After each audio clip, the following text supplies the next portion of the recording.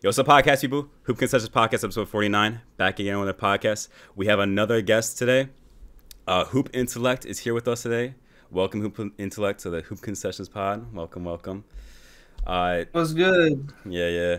How's everyone's day so far? Been straight, man. Good. I think we should ask our guest how his day. Yeah, how's your day? Yeah. How's your Keandre? day, Keandre? How's your It's day? been cool, just finished the video, uploaded it and everything, so we've been chilling. Hey, what's the video title, bro? Tell us what's it about. Yeah, A real nigga it's would have seen it already, bro. it's It's just a preseason big board, just kind of getting back into swing of things, with college basketball starting next week. I gotta watch it. Yeah. Hey, bro, I just want to let y'all know this dude is the draft guru, bro. You guys have to watch him. I just want to let y'all know that right now. That's a fact. I would say for this past draft class, since it was it was loaded with talent. I was watching a lot of your videos with Cade and Mobley and Jalen Suggs, Jalen Green, all of them. So I just want to say it helped me with my it helped me be educated about the draft prospects. So I just want to thank That's a fact. Same, I appreciate it, bro. man. Yeah. You really be dropping some bangers on there, bro. I really fuck with your content. For real. Yeah. Appreciate it. And Everyone else having a good day?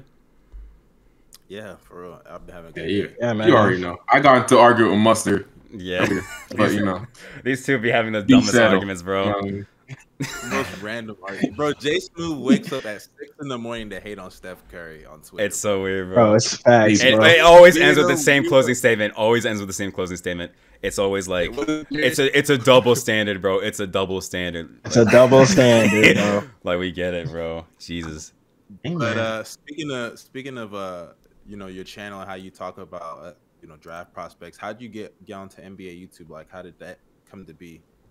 Yeah, so this was like my sophomore year of college, and I was just like, I felt like I could really offer something in the basketball space, but I didn't really know how. I was like really trash at editing, didn't have like much experience doing it, so I just kind of really hunkered down and honed my skills on Adobe Premiere and like Photoshop and things like that. Started off kind of doing highlight videos and kind of targeting certain players who didn't get a lot of shine, because I felt like that could attract a lot of eyes to my channel while I figured out how to edit really well. And I already watched a lot of film, writing articles and stuff on Medium, so I just kind of like combined everything at once. And yeah, just kind of over time. So like I started off doing those highlight videos, like I said, like Alex Caruso. I had that Alex Caruso highlight video that did like 700,000, which is crazy for like a non-Bleacher Report. Lonzo, just kind of other players who didn't get a lot of shine and weren't gonna get like a ESPN or House of Highlights or whatever video. So started doing that, and then last year I decided to. So this was like this was like January last year. I decided to start making these scouting reports that I did on the NBA draft and put them into video form. So I kind of just hunkered down in the library for one day for like 10 hours straight, because I didn't have a computer at the time. I was just off this like '09 or '08 Dell laptop that shut down every time you watched the video in That's HD. tough. Yeah, it was the struggle was crazy. Crashes are tough, bro. I feel you on that, man. Yeah, Mustard would know. Mustard would know. Yeah, Man, get out of here. Get out of here. Yeah, bro. Yeah, so I basically just kind of put that all together. The draft stuff got really popular really fast, took off way faster than I expected, and yeah, I kind of just been going from there. I like that, Wow. bro. That's what's up. Glad to hear. Yes, Uh, great speaking stuff, of, man. He started from the bottom. Yeah. And now It's we a fact. Yep. But I was gonna ask, speaking of like the draft, how do you feel about this draft class so far, and what like a lot of these players have been doing so far? Yeah, so the rookie class right now, Yeah. Mhm. Yeah. I like it a lot. There's a lot of talent. A lot of people performing really early, even earlier than I expected. You got Scotty Barnes out here getting 20s like it's nothing. In college, he could barely score the ball. He's already pulling up from mid range, shooting a three confidently. So you love to see. He had that like high ceiling type of potential, but you didn't know how long it was going to take him to kind of like reach that. Yeah, you've got Jalen Green, coming on strong. Obviously, Chris Duarte, he's been doing his thing. Evan Mobley, unbelievable. Josh Giddey doing his thing also. Yeah, go Bells. Yeah. That's what we wanted to hear, bro. Hey, man. Hey, man. I was a Giddey hater. He is a Giddey hater, bro. I was a Giddey hater, bro. His nickname is Josh Shitty, according to him. So yeah, bro, because he can play, man. Yeah. He was not a believer. Yeah, he was. As soon as the Thunder drafted him, he was calling him Josh Shitty, bro, because he wanted Kuminga really badly. Yeah, I wanted Kuminga because he like spits. He's the spitting image of Jalen Brown. Like if you look at the draft comparisons and everything, spitting image. That's why I wanted him. But we got Josh Giddey, Big Rubio. Yeah, So, I can see it. Big Rubio. Please stop. Stop with that comp, bro. Yeah, he calls him Ricky Rubio with no defense. That's what he says. Yeah. No, he plays defense now. I'll give him that. Oh, he plays defense. I haven't watched Thunder games, so I don't know. But bro, you gotta tap in, bro. You get to see Shea, but the I best don't want to watch player in the league, league, bro. Every play, bro. Like, come on, man. I want to watch Shea, Giddey, and like Darius bro. No, that's the league. Yeah, Darius basically ruins it because he's the worst player in the league, bro. Bro, y'all employed Charlie Brown last year, bro. Tank Master, Tank Commander, baby. I have a question for you, Hoop. Who do you pick as the rookie of the year right now, Scotty or Mobley? I mean, I feel like those are the only two candidates. Yeah, those are the two right now. I probably go with. It's really tough. I probably go with Evan Mobley. I just think he's had like a really. He doesn't have the statistics Scotty Barnes has, but I think just the kind of overall impact that Mobley has had for his team. You've got on Toronto, you got OG, you got Fred doing his thing. That they're gonna bring it on the Cavs. It's a lot of stuff going on, and I feel like he really puts everything together. And then dudes are starting marketing at the three. Like he's playing well enough for them to get wins, be competitive, be at least mediocre, and with someone who should be playing really the small ball five. The way he said that. Nah, it's because he knows marketing is not good, bro. Hey, I can't lie though. Marketing has been playing some solid defense, better than I expected. Jesus. All right, but let's continue. What a coon, bro. I want to ask you about Pat Will. I know that he's not in this class, but he just went down with the injury. I don't know if you watched like Florida State or look at the Bulls fan trying to gas up his own player, bro. Bro, there's nothing wrong with me bringing up Pat Will in this because I still think Pat Will has like loads of potential, but the only issue is right now, like he's on a team where he's never really going to be able to reach that, right? At least right now, they have a lot of things going on. Do you think the Bulls should keep him or try to move him to get like another piece to keep building? Yeah, they're in an interesting situation. Like, obviously, him getting hurt kind of throws something like a wrench into all this, but I really like his potential. He's still like around the same age as like guys like Cade and people in this draft class. Mm-hmm. So the potential is obviously there, but like for this team right now, he would have just been that guy, go out and defend, rebound a little bit, just kind of fill gaps, hit spot up shots. But over time, I really like his potential. I think that it could work for this Bulls team. If the opportunity comes for them to get another player that like really completes this team at that like 4 spot to like do a lot of things that Levine's not doing, Vucevic is not going to do, that they need to complete the team, I would do that. But I don't know if that offer is going to be there, and if he hasn't had the opportunity to like really show at least flashes on the court, I don't know if it's going to happen. But I do like him.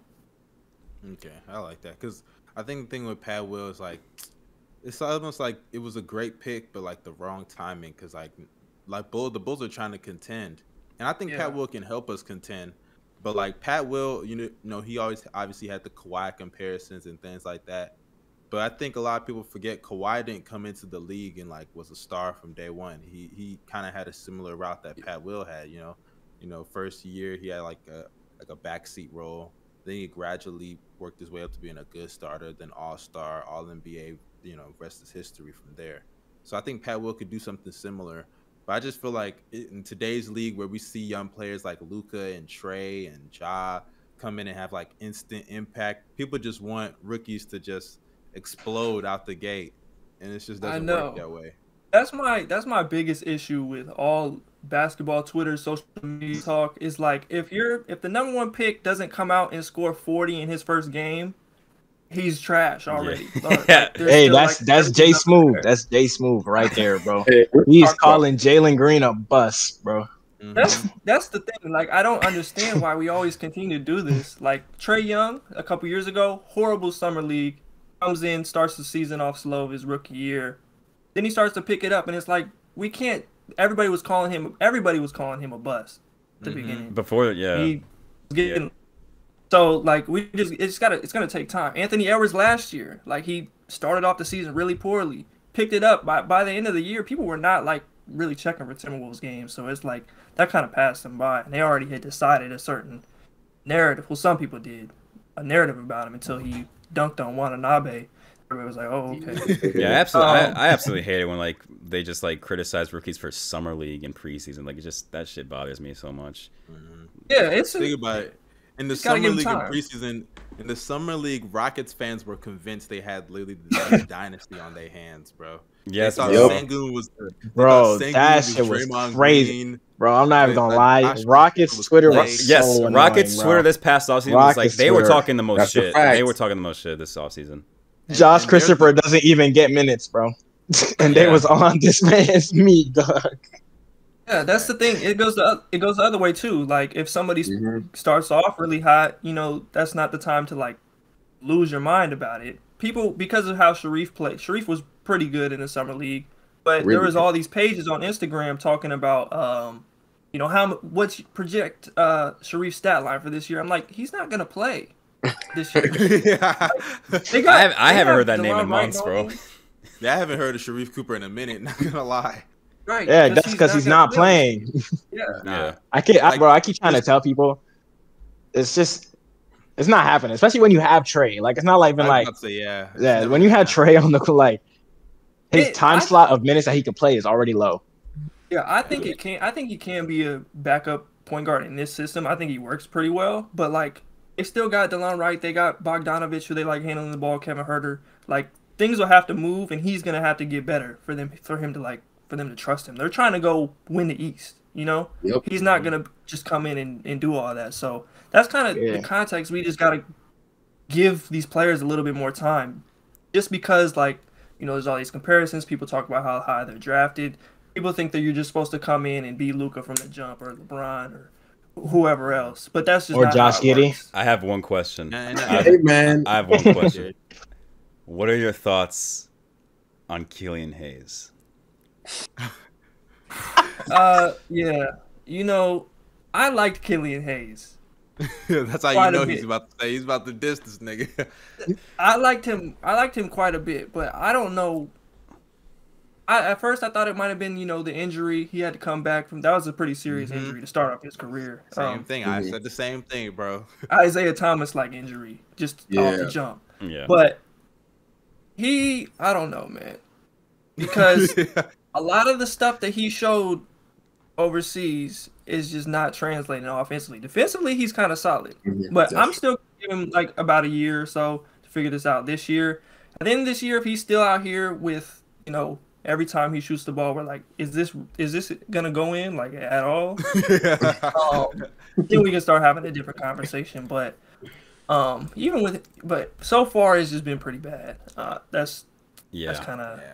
For context, hold on. For context, Killian Hayes is averaging 5.7 points, 2.6 rebounds, and 3.0 assists per game as a starter who gets about 30 minutes per game in the NBA. He doesn't get 30 minutes per game. He doesn't get 30 minutes. There's no way. Hey, yo, all I gotta say is this, bro. Killian Hayes is on Bust to Watch. I don't care what nobody says. Julian Hayes on must watch. Yes, bro. He's out the league watch. He's out the league watch. Hey, bro, Sekou Demboya 2.0, bro. Frank. That's true. Hey, at least a few years though. Frank got a few years though. Yeah, I'm about to say Frank. Oh yeah, Frank is still in the league actually. Yeah, I was about to say he's on the Mavs right now. I don't see Killian Hayes lasting as long as Frank has lasted in the NBA. You know, Frank is at least an elite defender. I'm not gonna lie. Hey, 2 years in a row, not even averaging 10 points. I just don't understand how you could be that bad at scoring. Like Jesus, bro. Yeah, bro. Some people that's just not their game, man.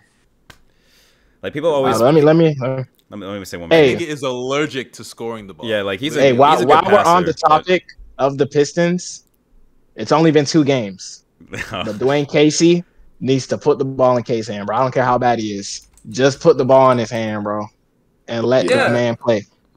I was saying the same thing in summer league. Like, why is Saban Lee handling the ball when Cade Cunningham is here? Like, this isn't like the 14th pick where you kind of divvy things up, try to figure things out. Like, this is the number 1 pick in the draft. Give that man the ball.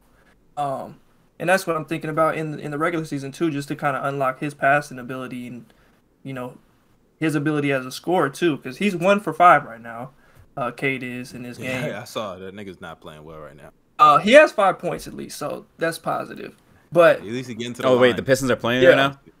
Yeah, they're playing the. Oh, they're beating the Sixers right now. Oh shit.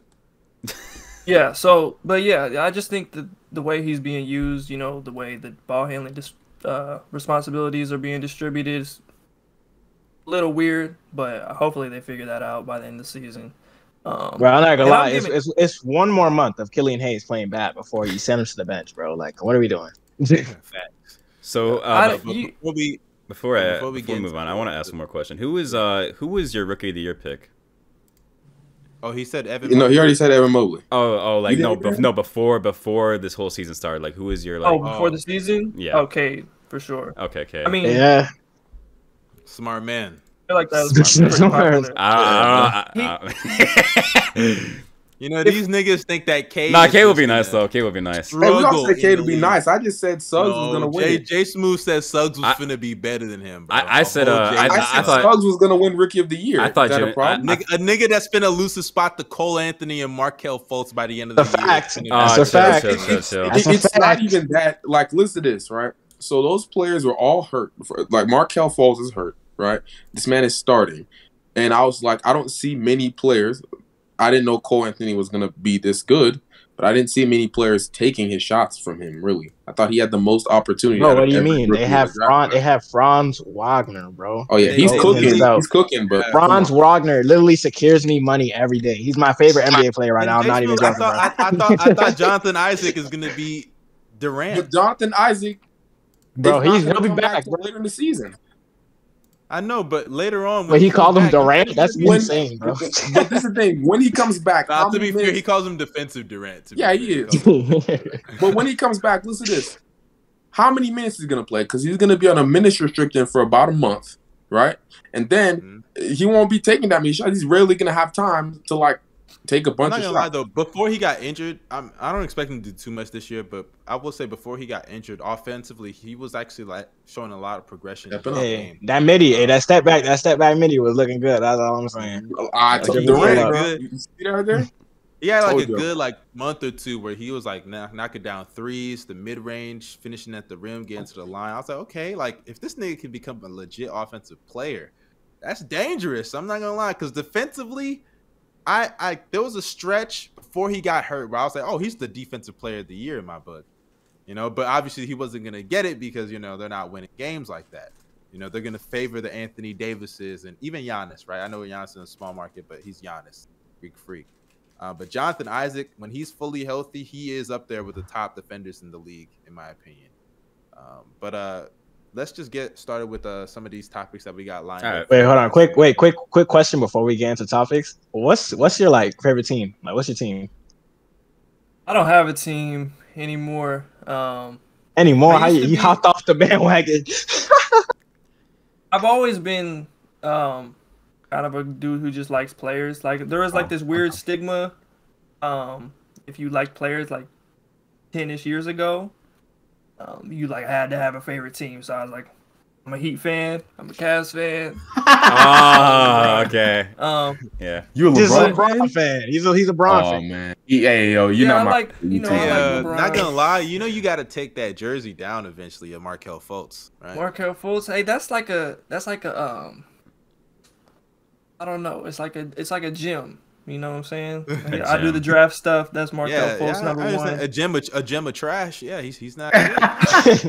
Hey, you sleep. You sleeping, hey, man, bro. That could be sleeping on Markelle, bro. I will say Markelle. It's not his fault that. Well, I guess it is his fault because the motorcycle accident, right?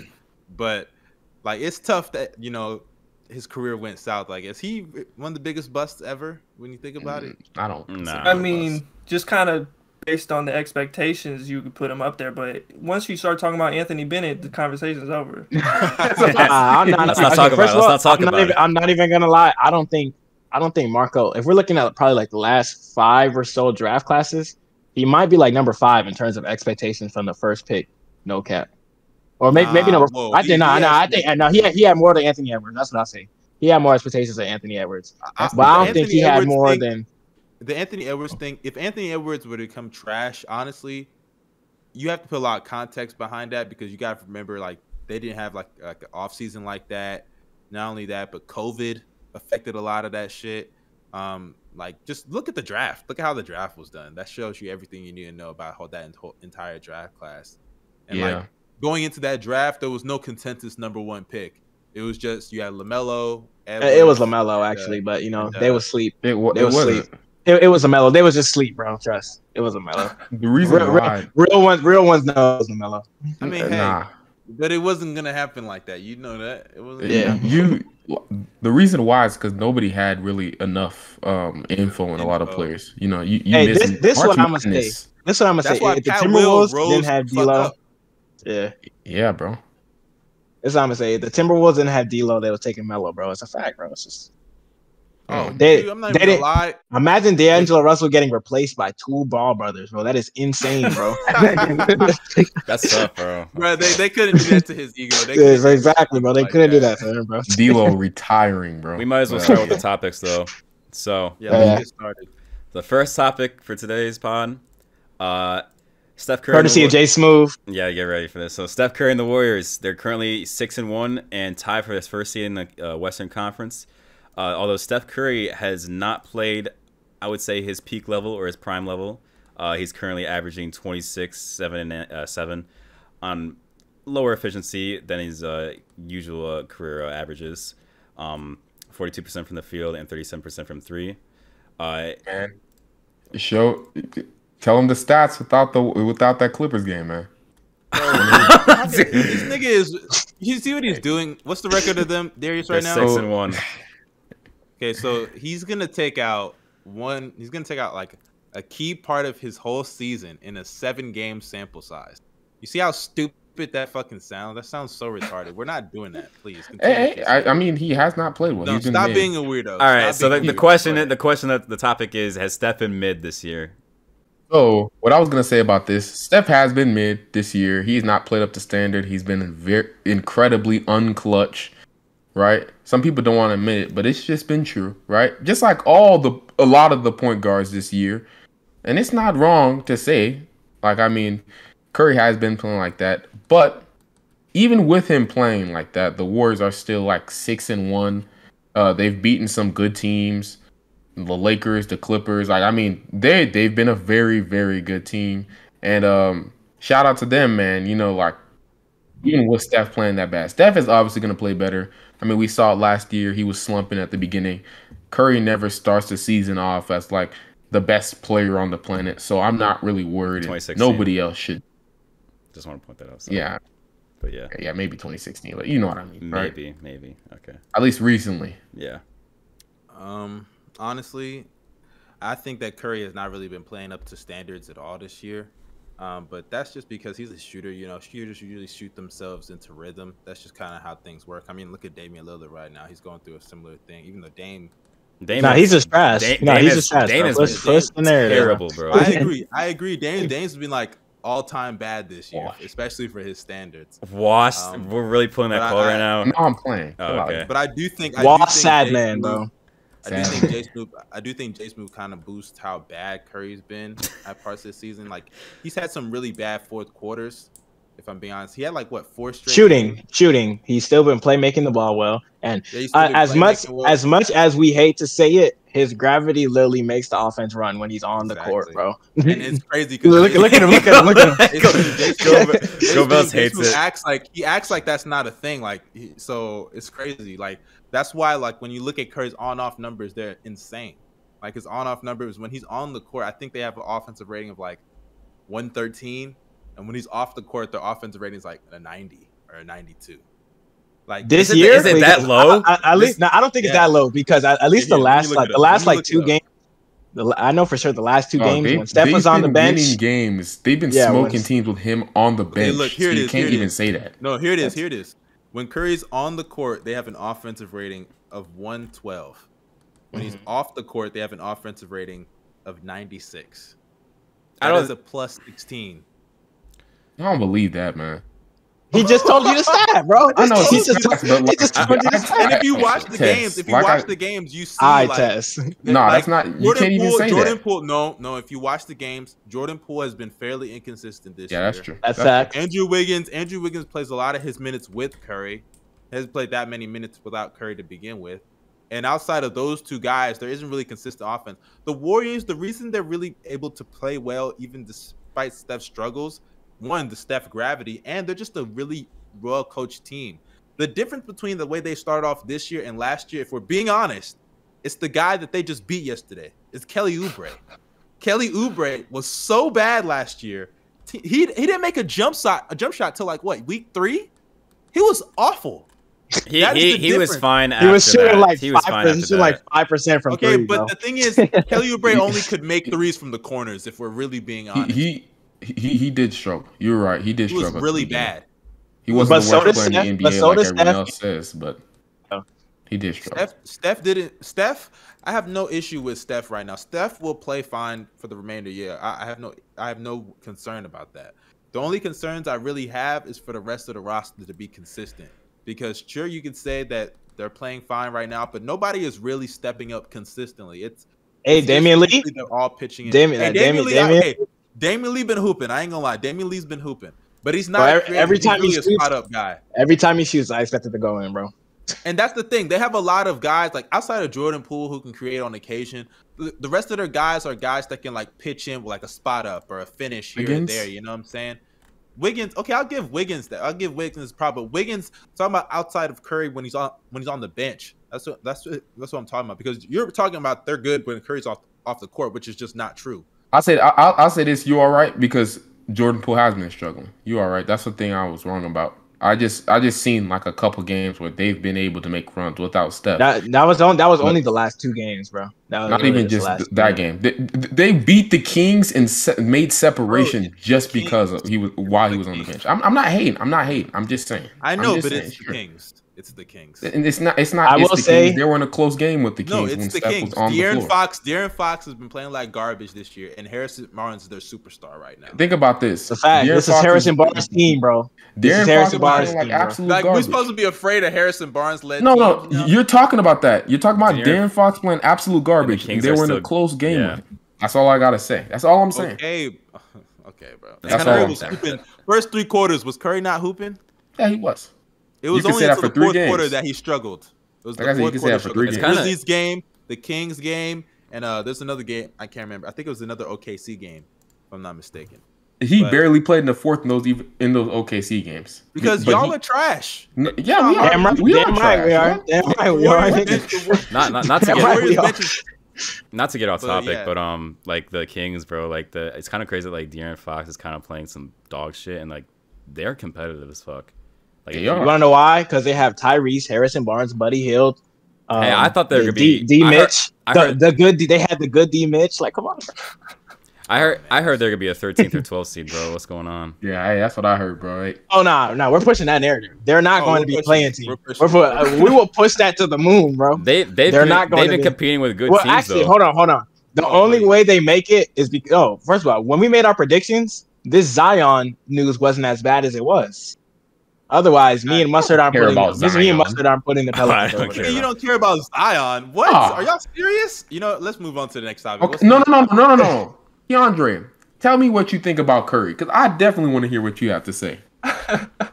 I wasn't elite saying anything player about that is Steph Curry. I wasn't saying anything because I couldn't hear you for like 75% of that. I just wanted to let you keep rolling. It was nonsense, bro. It was nonsense, bro. Yeah, I can kind of figure out what you're not missing out. Yeah, I mean, Curry has shot the ball like really poorly, and the Warriors have still been able to win games, and he's still been able to, you know, make plays and do what he does, move without the ball. Gravity, like you guys said. I know everybody hates that word because sometimes people use it to. There's things that aren't actually happening. But yeah, I think he's been solid. Man. Like 26, 7 or whatever it is. I mean, once he gets hot, like he's gonna hit 10 threes in one of these next game, and it's gonna regression to the mean or whatever. But yeah, I don't know. If you, why don't you like Steph? Like, where is this? Where does this come from? It's a stupid reason. It's a stupid reason. I'm gonna tell y'all. I'm gonna tell you. He's a Thunder fan. First off, like, yeah, I am a Thunder fan. Together right there, bro. And the other thing that I just don't like is how people swear like sometimes they treat him like he's played with, like last year they were claiming that he played with the worst roster in the NBA. Like they were acting like that, discrediting players like Andrew Wiggins, discrediting Kelly Oubre when he started playing better. They act like he was the worst player on the planet. I mean, like people not even respecting Draymond, and I'm like, come on now, you know what I mean? Like just stuff like that. They won't blame him for anything. He could have 6 turnovers and 1 point, and like they just won't give him blame. That's my only thing, you know. And it's just my whole gripe with not just him, but just the entire Warriors fan base. They always complain. They just complain. But listen, but when you're talking about the second half of the season, Steph was hard carrying them on offense. Draymond wasn't helping on. I mean, he had Wiggins. Draymond wasn't doing anything on offense. Kelly Oubre got hurt. So, like, you're saying Draymond wasn't doing anything on offense, but you can say that. You can't just ignore the fact that he got injured at the end of the season, and he started off the season shooting all-time lows. Like, you can't just ignore that, bro. I'm not ignoring that. Did I ever ignore that? You're mentioning him as help, as if he wasn't even getting guarded. Bro, what are we doing here?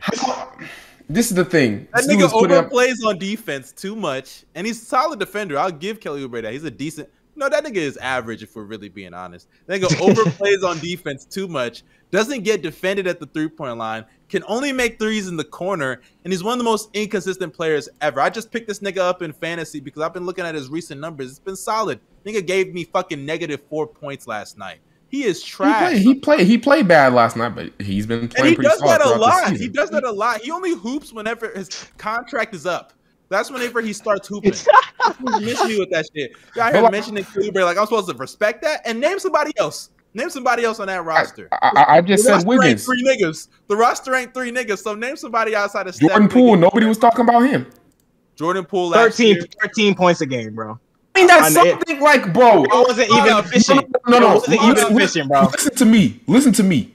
People swore his roster was as bad as the 2017 OKC roster. You can't tell me it wasn't that bad. Okay, it wasn't. That's my issue. That's my problem. Even if it's not that bad, that doesn't mean it's not bad. It's not even that, like, bro. People swore. When Curry got hurt, they literally won the game. You lose games without your best player. I had no clue. Okay, all right. You're right, bro. I had no idea you're supposed to lose games. No, that shows the team was just not a great team. Okay, then Bradley Beal had the worst team in the NBA. Can we say that? Who? Bradley Beal had one of the worst teams in the NBA around. No, that's not. You always comparing Steph, right? He's always trying to compare Steph to Beal, bro. This is my issue. This is my issue with JSmooth. It's the same combo every time. It's always to Beal, bro. Like, why can't you just talk about Steph and just talk about Steph? Why is it you have to compare him to other people? Answer my question. No, he not a worse roster than Steph last year. I said, did he have one of the worst rosters in the NBA around him? Not yes, really, bro. It was yes, no. Yes, it was. They were 2-10 without him. Are we talking about one of the worst rosters, like playoff rosters? Like no, I'm talking about in the NBA as a whole, because that's what y'all were acting like with Steph. Listen. If you combine Andrew Wiggins and Westbrook, I mean, if you combine Andrew Wiggins and Draymond, that equals Westbrook, bro. And the rest of the team is trash. No cap. The rest of the Wizards was actually trash. Davis Bertans is a fake shooter. Yeah, he was. He's not a fake shooter. No, he was. He was. He's a fake shooter. Bertans is a fake shooter, He started off really bad, but he caught on at the end of the season. You see?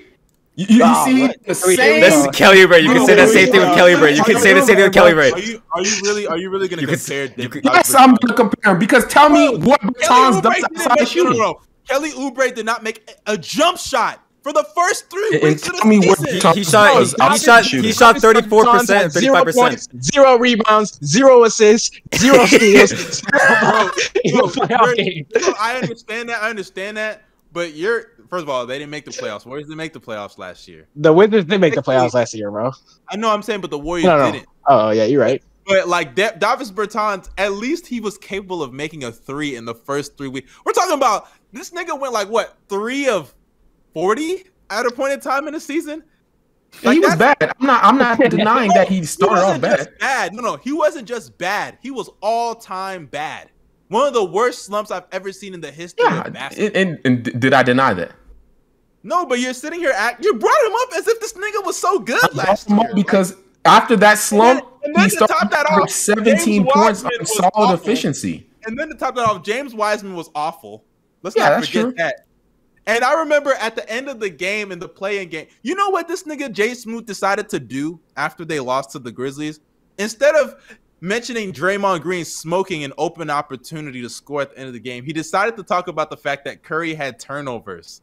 He decided he said Dylan Brooks was locking him up. Curry was mid that game? Yeah, he was.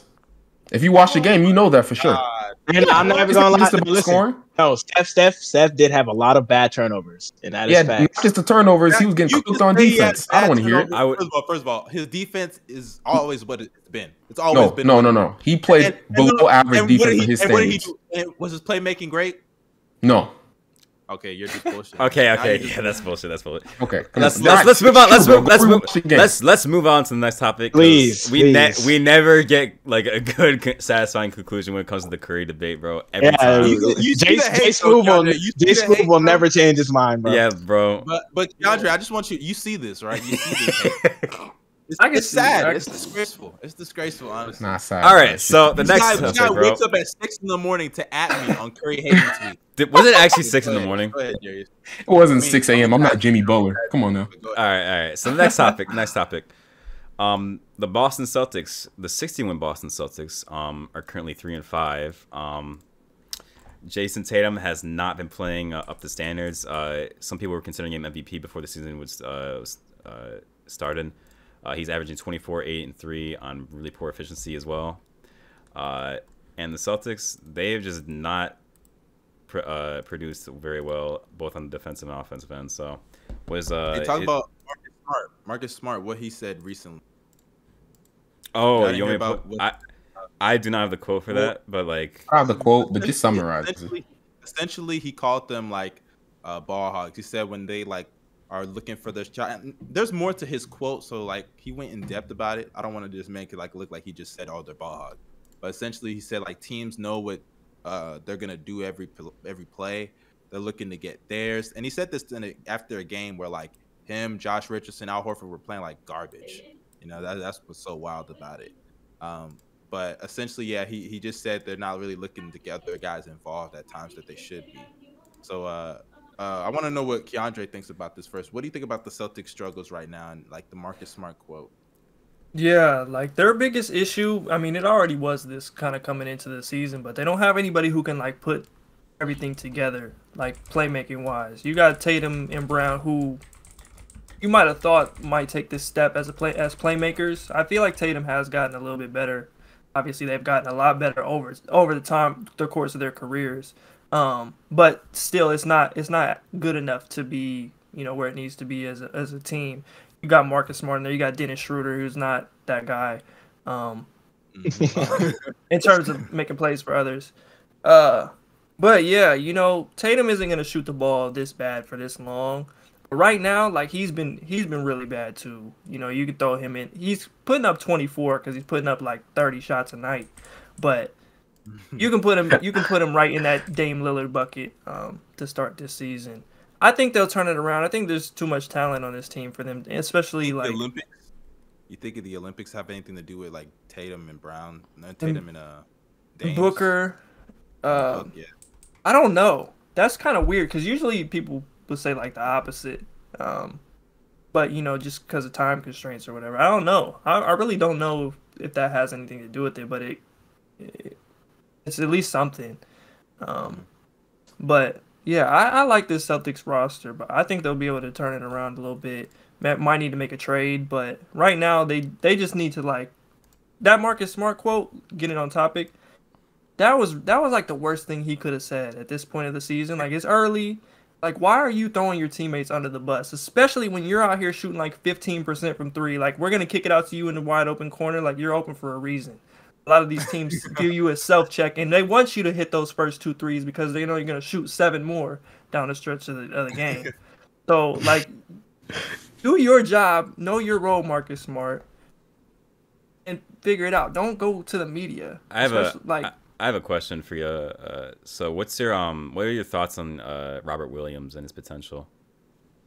Yeah, I like Robert Williams a lot. I think he's got to stay healthy for a sustained period of time and stay out of foul trouble. But, look at what he can do as a lob threat, shot blocker. I like him a lot. I think people might have jumped the gun just a little bit on him. I feel like everybody kind of does that, just waiting for the season to come. Do you see him as a potential depoy candidate one day? That's lofty, but he can be in the conversation. I mean, people throw like Mitchell Robinson in there all the time, and he hasn't. That's another one, yeah. Had that sustained success. But you got Rudy Gobert, Giannis, Anthony Davis to go up against. Like, who's really winning Defensive Player of the Year? Wait, hold on. Can you just ask JSmooth who his depoy winner was? Who was your Defensive Player winner? It was AD. What? Yeah, he didn't pick Robert Williams. I could have sworn he picked. He had Robert Williams as most improved. Rob Will was one of my candidates, though. He was insane. Rob Will and Mitchell Robinson. So when you said both those two, I was like, yeah, I got you.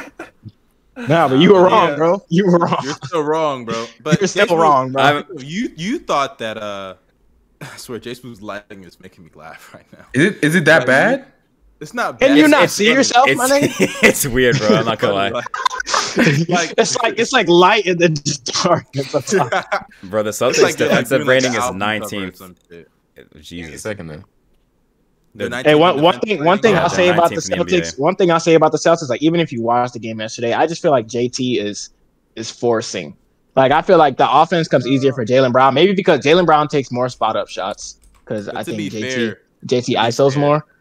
I don't really think that's fair because, well, nah, it's fair. He's forcing, bro. That's fair. But Jaylen Brown has had his own too. That's true. But let's not act like Josh Richardson, fake shooter. Dennis Schroeder, fake shooter. Marcus Smart, the epitome of a fake shooter. Like, all these guys are bad shooters. Al Horford, they're actually better defensively with Al Horford off the court. That's wild, actually. That's very wild. Al Horford has been incredible this year. That's true. Al Horford has been great this year. So and I like Al Horford, but like, he's that game that they had against who did they play when Marcus Smart made that? I think the Bulls. Yeah, they played us. Like, Al Horford missed like a couple of key shots late in the fourth quarter. Now, granted, Al Horford, I don't really consider him like a knockdown shooter. I know he had a good year last year in OKC, but you shouldn't really be feeding him shots to be making consistently on the perimeter. That's not really his game. You know what I'm saying? He's like a high post action big, can knock down the mid range. That's really what he does, and he can defend. I mean, that's what he wants to be, though. He loves popping. He loves he loves pop, it. Bro. He loves it. But honestly, get his ass on the fucking in the post. Do some 2-man game with him. Have him play. He can play make honestly for them. Honestly, he can really. He has Tatum and JB. No, I know, but I would like to see even more because Tatum, instead of having Tatum all the time, just do stupid ISOs, put his head down, dribble, and shoot over niggas and brick all the time. Even though eventually he will start making them. Have some Al Horford 2-man game with him and Tatum. Have Tatum. I feel like that's not what he should be resorting to, bro. I feel like last year because he had such success making difficult shots, he feels like those are the type of shots that he has to take. Jaylen Brown, like, Jaylen Brown has been better this year. Yes, Jaylen Brown has had his off games, but Jaylen Brown's shots are not as tough as JB's shots, bro. That's true. As JT's shots. So, it's because it's easier for him to get to the rim. Because he actually he actually is forced to play off the ball a lot more because Tatum is more so on the ball. You know, that's also true. Because Jaylen Brown shoots 3, I think, isn't he? Yeah, but it's not even just that. It's simply just the fact that Jaylen Brown's better at getting to the rim. You know, that's one thing I always say that's a huge problem for players nowadays. That was my word with Cade as well. You know, like he wasn't a dude. He's a dude that struggled to get to the rim kind of and heavily relied on his jump shot. When you do that, right, unless you're like Steph Curry, you won't be as consistent as most players. You know, you can see that with Tatum, you know, because he's taking heavily contested jump shots. You see that with a guy like Paul George, right? You see with a guy like when he was in his prime, Carmelo Anthony, who wasn't consistently efficient. It's those guys that usually struggle with that. And Tatum, he has that issue in my opinion, and also he has tunnel vision. He needs to fix that. So, yeah, they're kind of messing my prediction up. So, you know, that was the worst prediction, bro. I think it's terrible. That was an awful prediction. I don't know. The second seed Clippers. The Celtics were gonna be the second seed. Yeah, I don't know, man. Second seed Clippers, second seed Celtics, bro. Those are terrible. Nah, my prediction is way better, honestly. Hey, my second seed Clippers pick is way better. Those predictions were awful. I don't bro, did you see Jackson last night, bro? The Clippers are back, bro. The Clippers are back, bro. Blazers to be the 3 seed, bro. Hey, bro. Now I'll pull it's a 10 games card. I'll pull it. Just started. Okay, JSmooth, I don't want to hear that. You would literally be roast Curry every day in that chat as if. I will, bro. I just get back. We're not gonna get back. All you do is admit he's made. That's all. Okay, we're not even gonna get back into that. Bro. As far as the Celtics go, before we move on, it is what it is right now. 60-win team, apparently. 60-win team, right? Go Bills. 60-win team. Let me say something real quick about Marcus Smart and what he said. Right now, although I do kind of disagree with him, I do kind of see where he's coming from. You see, y'all look at spot up shots as like a standing point of like where somebody's getting touches or this or that. He probably just wants to be more involved, and he's probably not just talking about himself, but he's talking about others. And when I say involved, I mean in more actions, touching the ball more. You know, I know y'all all hooped before. Y'all ever heard the ball has energy? Yeah, like stuff like that. There's no ball movement system in the Celtics system. That's why I don't think you've heard Marcus Smart say stuff like this when Brad Stevens was coaching. You know, right now there's like no ball movement, not much ball movement, just Tatum step backs and Jaylen Brown step backs. He is finding them dudes, don't get me wrong, but at the same time, that's not the only. Those aren't the only touches you want. You know, you want more touches, you want different touches. Hey man, when you got like 3, 4, 5 fake shooters on one team, it becomes hard, bro. I'm not even gonna lie, bro. But a lot of them are really I will say for Marcus Smart, I will say maybe a better playmaker than people think, even though I wouldn't necessarily want him to be my team's primary playmaker. Yeah, agreed. I will say he's a better playmaker. So I can see where so like people were saying like why would they put the ball on Marcus Smart hands so he can run pick and roll? I was like, yeah, he can run pick and roll, but he can find guys. Like he said in his interview, he can, bro. Watch the Celtics at times. I watched Marcus Smart. Marcus Smart's a solid playmaker, and I agree he's better than a lot of people think. But like, it's really, really, and I guess that feeds into your other point that you wouldn't want him to be your initiator, your primary initiator, but because he can't shoot, bro. Really hard. Yeah, I was about to say it's really, really hard for him to play making a half court. He gets zero attention right now, like zero attention. Like if I'm defending Marcus Smart, I'm playing help defense at that point because like, what the fuck am I guarding you for? You're shooting 20-something% from the field. Not from 3, from the field, my nigga. That's Dame Lillard numbers, bro. Oh my god. Except he's wide open. Yo, Dame is selling me this year, bro. He's selling me.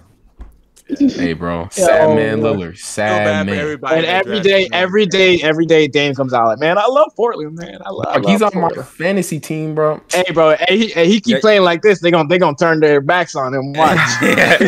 Yo, what if I was thinking about this today. What if their plan is to like, his plan is to play bad so the Sixers can actually trade for him? Hey, I told you. What if he's pulling a James Harden right now? What if he? I don't even think it's James Harden, bro. That is kind of a James Harden. What the? Nah, James Harden said he wanted out though. Imagine he's going out there. He's like, "Yo, I'm about to miss all these shots, so they're forced to trade me, but I still look good." And then when they trade me, I can cry at the press conference and say they blindsided me and shit like that. Remember DeMarcus Cousins when DeMarcus Cousins was crying because he got traded from the Kings to the Pelicans? When in reality, we all know the reason he was crying because he missed out on the bag right there when that shit happened. But it is what it is, honestly. He missed out on Man, I was such a fan of that Pelicans dog. I thought he missed out on. Oh, I'm talking about traded from the Pelicans. You said traded. No, when he got traded from the Kings to the Pelicans, he cried and stuff. And you're not gonna miss out on a bag when you get traded along with your bird rights. He could have still got a max extension. Wow. Yeah, come on. Oh, I didn't even know that. All right, I thought that's why he was ready for the next topic. Yeah, let's go. All right, so next topic. The current leading scorer or scoring champion, you could say. As of right now, Paul George, he's averaging 29, 7, and 5 on 50, 40, 85. And the Clippers are somewhat below average. They start off the year pretty terrible. Besides Paul George, really no one else has shown up. Luke Kennard, bro.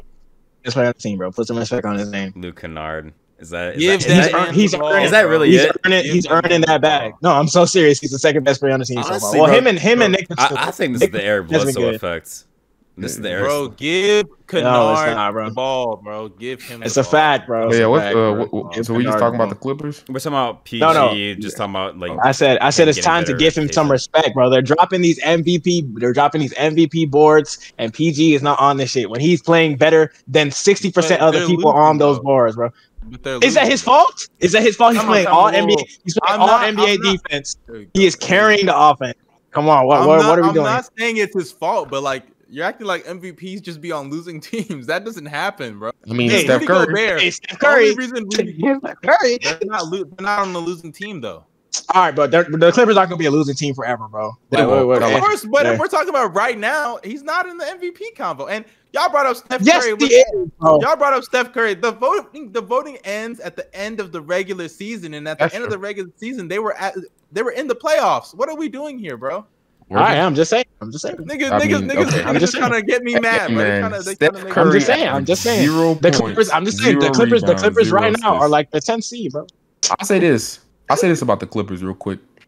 The Clippers' biggest issue, really, if you look at it, I mean, they've been solid defensively. Their biggest issue is really they're just not making shots. You know, they made shots last night, but they're just not making open threes. That's them really boys just was it. Sparking that thing, boy. Yeah, bro. But like another big issue, bro. Eric Bledsoe needs to be kicked out of the rotation because, like, it's just. He's a guard. Like, you can't. It's really hard to be a point guard. Were you defending him on the last episode, though? I wasn't defending him last episode. I was defending him. I remember when he said Eric Bledsoe was a good acquisition. This is what I said. I said it's a good acquisition until he starts playing bad, and then you kick him out the rotation. And I said the team will be fine, bro.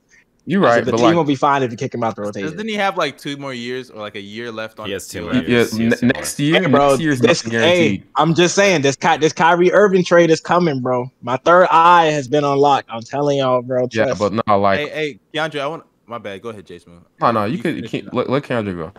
I want to know what you think about well, not the Clippers, but Paul George, and then I guess you could talk about the rest.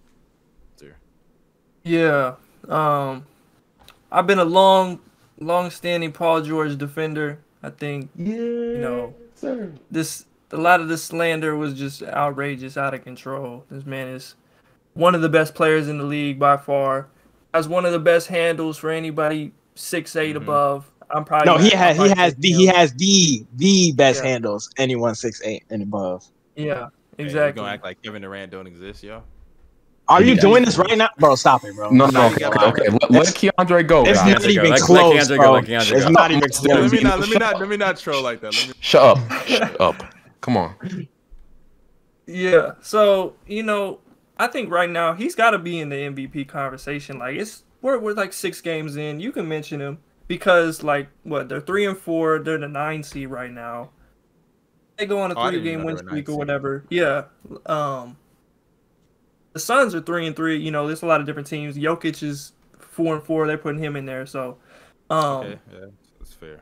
I think, you know, the way he's playing early on in this season, he kind of has to play this way for the Clippers to really, you know, get anywhere in the postseason. So if he keeps this up, they get, you know, higher into the standings. I think that he's got to be at the top of the list, because right now it's really difficult for anybody to name many players that have played better than him this season. You know, outside of that one game where he shot like 0 for 8 from 3, he's been terrific. And you know, even one of the other games he shot poorly, he had like 8 steals. So, you know, just the two-way impact, dude is so fun to watch.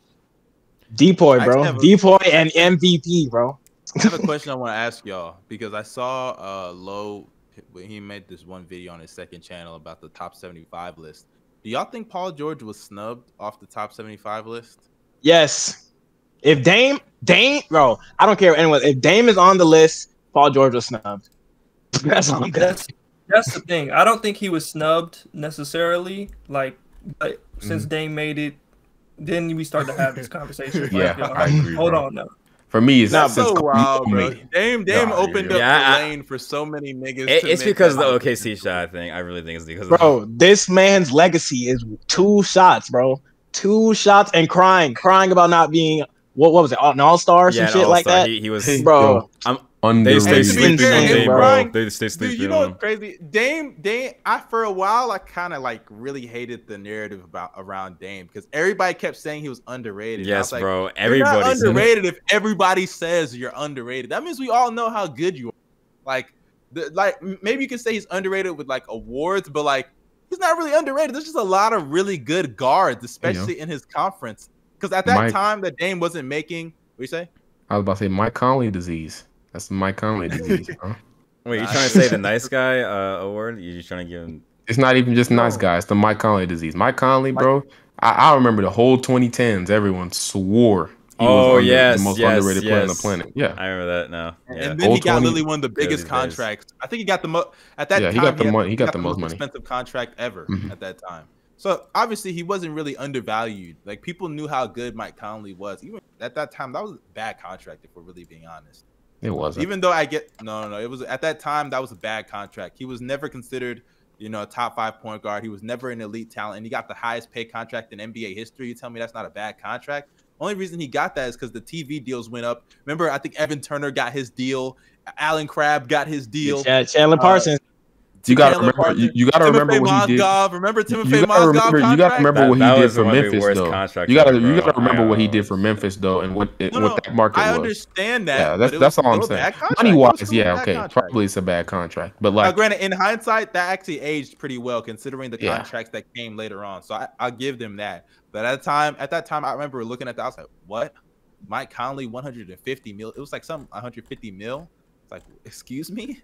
Since when did they ever get this good?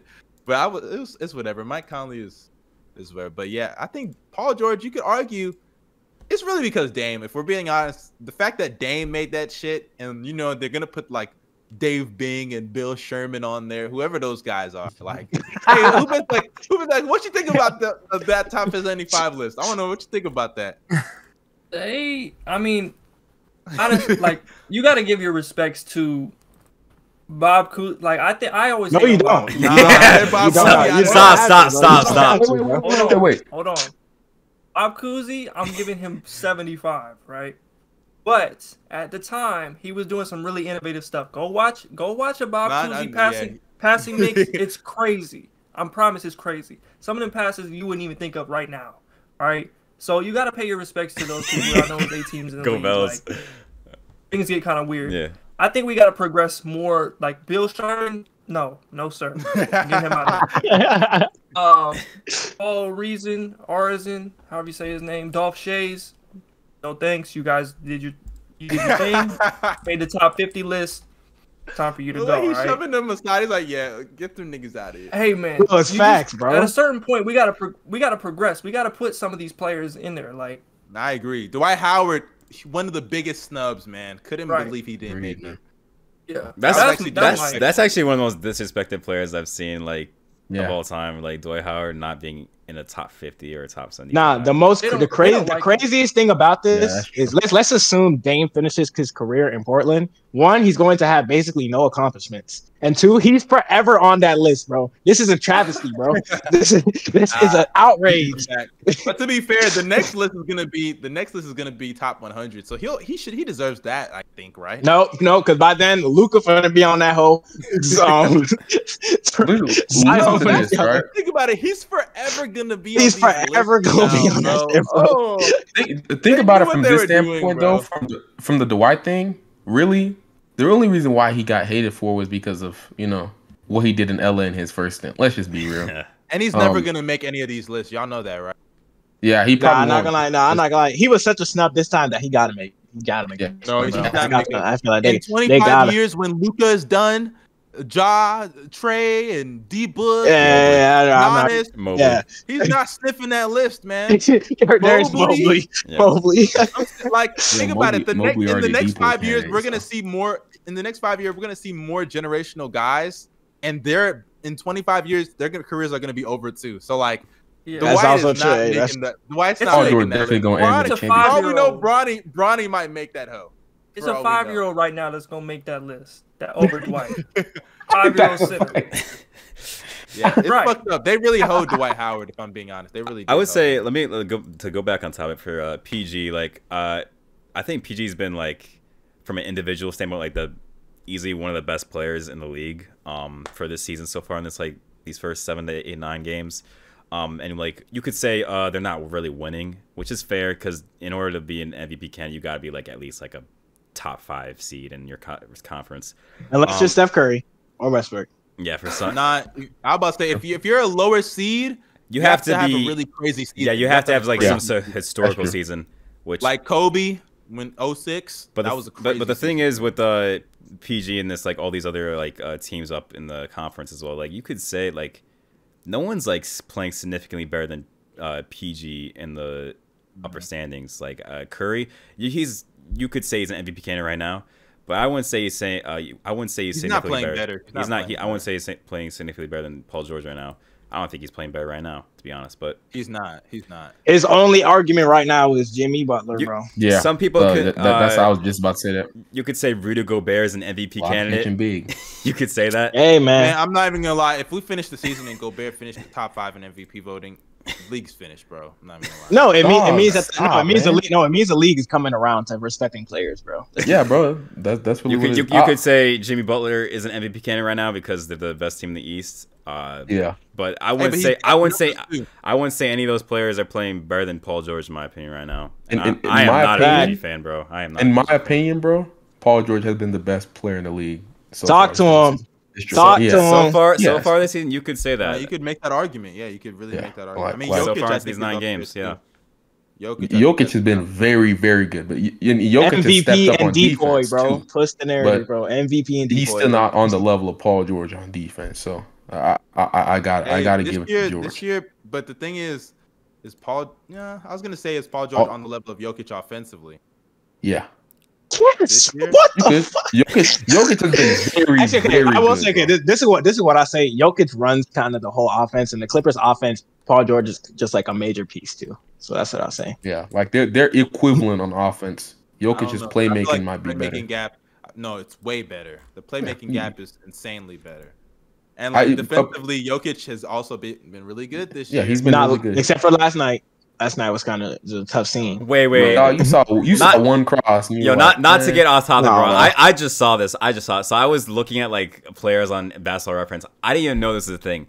They have the 75th anniversary team as an accolade. Did y'all know that? You serious? Yes. I didn't know that. Yeah, go to. No. That's insane, bro. We care about Dave has an accolade now. Wait. Dave has an accolade, bro. Yes. No. If you go to Dame, if you go to with the Blazer fan, and I see that Dame is top 75, I'm losing my mind. No. Look, go to Dame, go to Giannis, go to any player that made that list. You'll see NBA 75th anniversary team. Yes. This is a troll list, bro. Troll list. I'll say this about the Clippers. One more thing about the Clippers before we like move on. Probably, they just need to get rid of Eric Bledsoe. Get that man out of there. He don't need to be in the league honestly, no more. Especially now that I've seen the team without like Marcus Morris, the Clippers have big contracts that they can move for pieces. The only thing is they have like some young talent. They don't have picks. I mean, they have seconds, but they don't have picks. But Hey man, trade for Kyrie. Some say trade for Kyrie Irving. You know, he's sitting on the couch chilling. Trade for Kyrie Irving. Keep pushing the narrative till it happens. Kyrie to LA. Kyrie to LA, man. Niggas gonna get scraps for Kyrie Irving, bro. Hey, those scraps would be better than half the players on the Nets, bro. That is a fact. That's a fact, though. I mean, hey, it is. I can't believe I had to root for Kyrie, bro. Hey, are we at the push the narrative segment yet? No, not yet. I'm ready to push my narrative. Okay. No, we're not yet. Not yet. So there's one more topic before we get to that. So the next topic is about the Lakers. Lakers, they're currently 5-3. Actually, I think there was a report today that LeBron's out for about 2 weeks. A week or two. A week or two. Groin strain. They said the Lakers are like cautious about that. Abdominal, my fault. Yeah, they're like cautious about that. So Lakers 5-3. Better than what they were starting off. I don't remember exactly what their record was like first 4 games, but I know it was. I know they started 0-2, so that's what I know. I actually want to know what do you I want to know what my Intellect brother thinks about the fakers. The fakers. Russell Westbrook. The fakers. Oh man. Yeah, you a Bron fan. You know, until the Lakers, Frank Vogel, they moved DeAndre out of the starting lineup. AD's got to play the 5 full time. I don't care what he says about it being like too physical for him. He's got to play the 5 because if you're gonna play Russell Westbrook, like this is just what you have to do. You have to, because if otherwise you got Russ just out there doing nothing. He's shooting spot up threes, and you know you don't want that. But I think they have the talent on this roster to like make something happen. Like there's few teams in the league. I mean, you look at what Melo's doing. That's been a positive sign. How long that's gonna continue, who knows? But I think once they get Ariza back, they get Wayne Ellington back. Kendrick Nunn is an important one. I know everybody talks about Taylor Horton Tucker. I don't know how much he even plays when you got Russ, LeBron. Bro, I'm not even gonna lie. They're not paying that man $10 million for nothing, bro. He has to play. I'm not. Yeah, that's what I was just about to say. He has to play, bro. when they have faith in him, dog. When you start looking at how this roster is set up, like I'm going with Malik Monk over Taylor Horton Tucker if it comes. I don't know. I ain't the way Malik has played bad the last couple games, but like he's got to get the ball at least somewhere. I agree.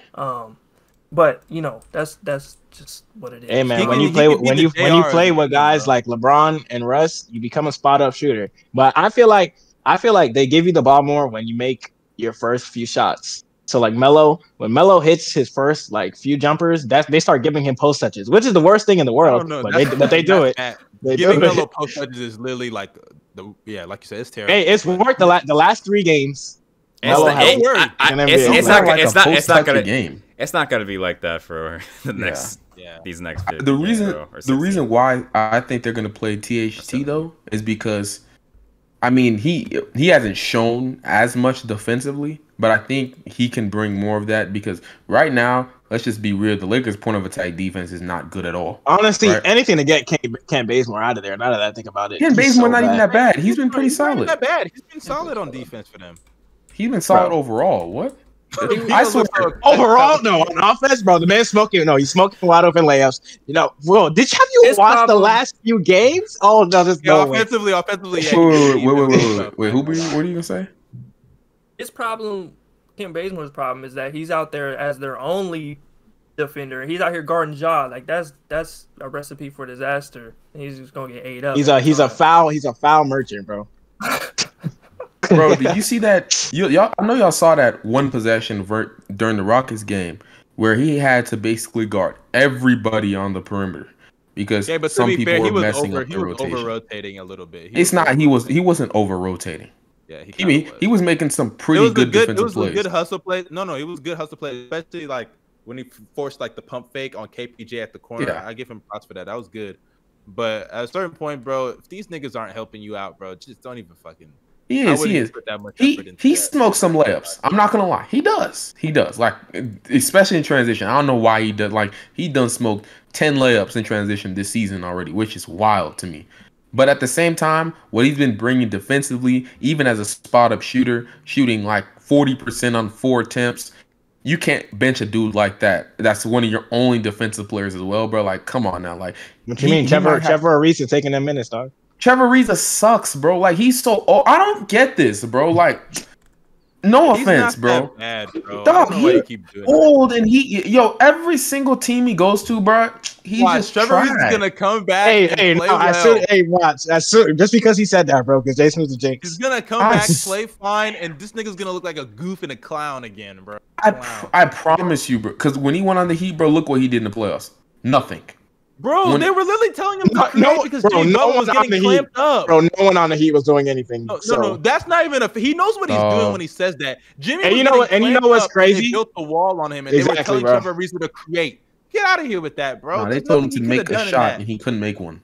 No, he was literally going out there having the shot create off the dribble because Jimmy Butler was clamped by Jimmy. Keep falling for his genjutsu, bro. Keep falling. Wait, just keep falling. Keep falling, bro.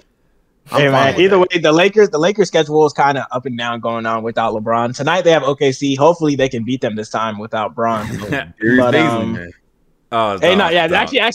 not gonna lie. I can guarantee a W because there is no way Darius Bazley plays like how he did last week. There's absolutely no way he can play like that again, bro.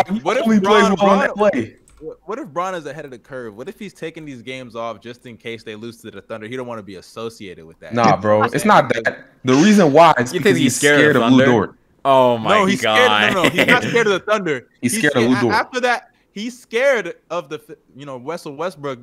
He's a ticking time bomb, and it's okay to risk a loss to the Rockets. Jalen Green's there. You feel me? But to the Thunder, it's like Poku and Darius Bazley. He's better than anyone on their team. What are you saying? Shea, okay. Josh Giddey, the GOAT. But no, I agree with Shea. Josh Giddey's look nice, but like it's just that's it though. It's different to lose to Poku versus losing to Christian Wood, and at least they got KPJ, Christian Wood. Hey, I'm not even gonna lie. At least Christian Wood. Hey, I want to shout out Christian Wood because he was working AD, bro. Yeah, I want to shout out the real AD. He's the better AD. He's the better AD, bro. Push the narrative.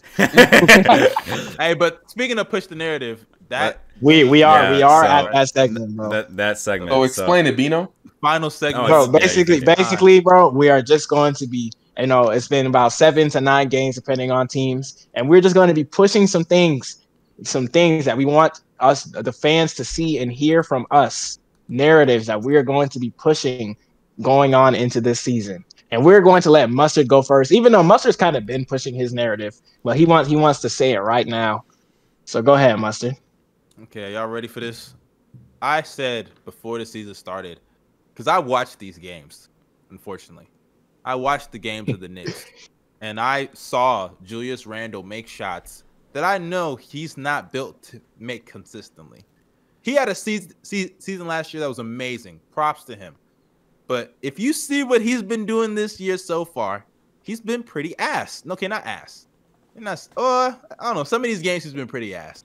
But for example, that game that he had recently where he had 17 points in the first quarter. I can't remember what team he faced. I think it was the Sixers. Raptors. Was it Raptors? Okay. Yeah, it was the Raptors game. He had 17 points in the first quarter. And he just cooled off. He then proceeds to score, I think, like 3 points in the next 3 quarters. Straight up poo. And Julius Randle this year, let's look at his numbers. Because I thought last year was a fluke. I dared him to prove me wrong. But so far, he's proven me right. It looks like he's gone back to 2020 Julius Randle. Solid little player, but nothing close to all NBA caliber, MVP, quotations, MVP level. Julius Randle this year is averaging 20 points, 11 rebounds, 6 assists. Solid numbers there. I'll give him that. But he's shooting 41% from the field this year in comparison to his 45% the year prior, and 35% from 3 compared to his 41% the year prior. And not only that, but when Julius Randle is on the court, they actually are worse offensively. Not by too much, but they are worse offensively with him on the court versus him off the court. And defensively, they're actually significantly better with him off the court. When he's on the court, they have a defensive rating of 113.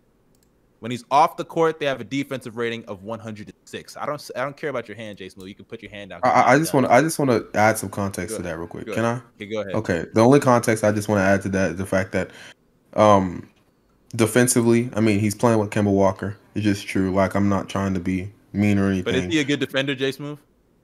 He's better than you think he is. He's not a liability. Is he a good defender? He's a liability. He's a neutral. That's not what I asked. He's a neutral defender? Neutral, I don't agree with that. He is. I think Julius Randle's below average on defense. He's always been below average, and I think that's not true. Undersized. Yes, he is. He's always. That's not true. Last year he wasn't below average. Yes, dude, he was playing with two of the best rim protectors in the league. Yes, Mitchell Robinson got injured. Mitchell Robinson and Nerlens Noel. He's still playing with Mitchell Robinson and Nerlens Noel. Okay, and it's even worse because he has to play with Kemba. He has to be protected. If he has the guys that are not good point of attack defenders, it's gonna make his job way harder. He has to be protected with good defenders around him. Every player in the NBA. Okay, but we're talking about Julius Randle. So okay, that's what I'm saying. Like why are you doing that? Paul George is a bad defender. Nah, bro. No, by your logic, Steven Adams is a bad. Listen, no. By your logic, listen to me. Listen to me. What is Julius Randle good at on defense? He's good. He's good on ball. Very switchable. It's true. Yes, he is. Go watch it. You think I'm lying? Dude, I watch the games too. As far as I'm concerned, Julius Randle obviously this year has proven to me so far. Hopefully he can turn. Actually, I don't care if he turns it around because I don't like the Knicks anyway. But for his sake, he needs to turn around because hey, RJ Barrett, it's time to give him the keys, bro. Bro has been hooping. I ain't gonna lie, RJ's been hooping. You know, he always starts off the year looking like trash. First couple games, he looked really bad. Now this nigga is looking like, hey, give him the keys, run the offense through him a little bit more. But Julius Randle, it's obvious. Obvious. I knew this was gonna happen. It's obvious. I knew this. I knew that last year was a fluke. Keyword audience. Obvious. This guy is having some of the worst shooting performances in the league out of all the volume scorers right now. All right, what's the next narrative? Who wants to go next? Yeah, go ahead. Darius, go ahead. All right, I guess I'll go with my narrative. So, I'm a Cavs fan. You know, I've been watching a lot of them, and recently, I'm not gonna lie, man, my rookie Evan Mobley, bro. This is what I'll say about him, right? I already knew he was gonna be. I didn't expect him to be like the rookie of the year or anything like that. I thought it would take time for him to be like producing like that type of like being a very good offensive player and all that. Because I think rookie of the year, like a lot of the rookie of the year picks, they mainly focus on scoring, and I thought that's why I thought Jalen Green would be the pick, the winner for it. So I still have him as it. But Evan Mobley, man, bro, like he has been so good to the point where, like I already made a tweet about it. He like if the season ended today, he would be an all defensive player. Like that's how amazing he's been. The ability to switch, his rim production, his perimeter defense, all that. I think he'd actually make it. Yes, I think he could. If we're being real, he's got some comp though. He's got some real comp. If we're being real, all serious, like right? let me finish it. Let me finish it. Yeah, you can finish. My fault. This is what I was gonna say. The Cavs are currently like I said before the season, like I don't expect the Cavs to be like a good team. I didn't even expect them to be playing the team, but I expect them to be like the 11th seed or something like that. They're doing all right. They kind of did this last year with Andre Drummond though, so it's a big difference. big difference. So I don't know if it's gonna be that. I don't think it's gonna be much of a fluke as it was last year for the first 10 games. But what I'll say though is if the Cavs, which could be a top 10 defense, like I think Evan Mobley, could be considered a depoy candidate this season. Like I'm not even joking when I say that.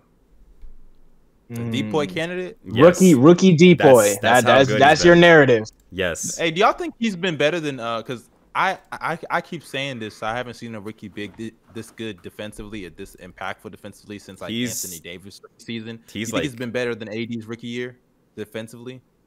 He's been more consistent. Like, yeah, I think so.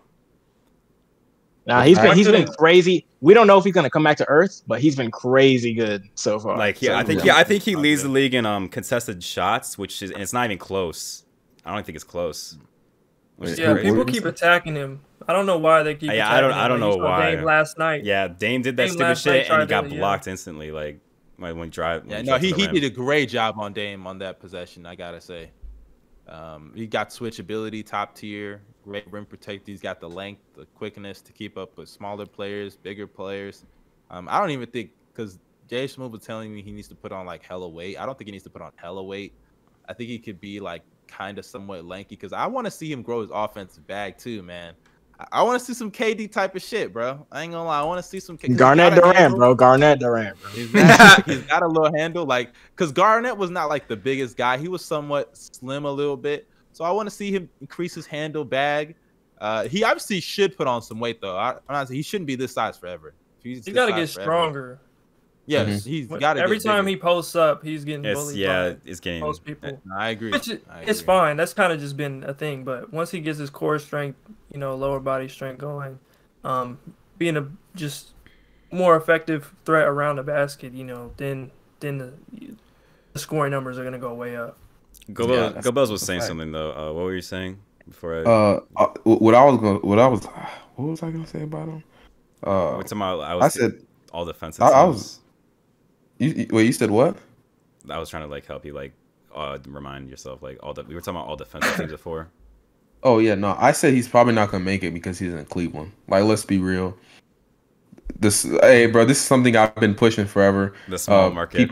People hate small markets, especially Cleveland after LeBron left. You can see because they just get on all their players, talk about they're the worst players in the league. So I think just because Evan Mobley's in Cleveland, he won't get it. So okay, I actually want to address something that happened that it's around that topic. There was like some account that posted. I don't know why the fuck they posted this shit. I don't remember the account. They don't even deserve to be mentioned. Some account posted, if Ja Morant were to leave, where would he go? It's like, bro, what? Ja leaving Memphis, a team that just made the playoffs last year. He's still in his rookie contract. Like, bro. Yeah. It's not like this guy's like in, even if he's not even like in a Zion situation where like the team is bad. Like, he is good. He's on a good team. Yeah. And Dylan Brooks, good player. Like, they have Kyle Anderson, Jaren Jackson Jr., who I ain't gonna lie, Jaren Jackson been kind of looking a little sus this year at parts of the year. And I actually want to know your opinions on Jaren Jackson Jr. Actually, I do too. Keandre, what do you think about Jaren Jackson Jr. this year? He's been a pretty big disappointment just based on the expectations. Getting back healthy, this is like the first off season. He, put it all together. Bag. Or whatever. He got paid. Right. Yeah, everything just seemed like it was gonna, set up for him to be that one of those breakout guys. But yeah, I don't know. I think he's gonna turn it around. But for him as a player, like in general, like he's never been somebody who's really gonna do a lot offensively. Like everybody loves the 3-point shooting, but like he's sort of limited to that in terms of like what he likes to do the most.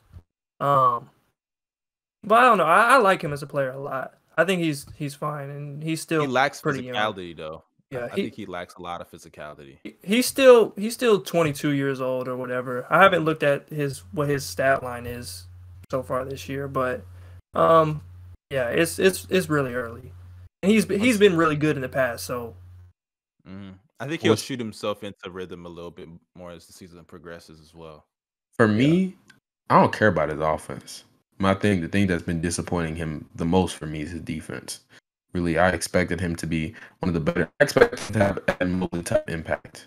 You know what I mean? Sooner, like at least now in his career, because he has all the tools necessary. He just keeps fouling. He's not disciplined, late on rotations, doesn't box out, stuff like that.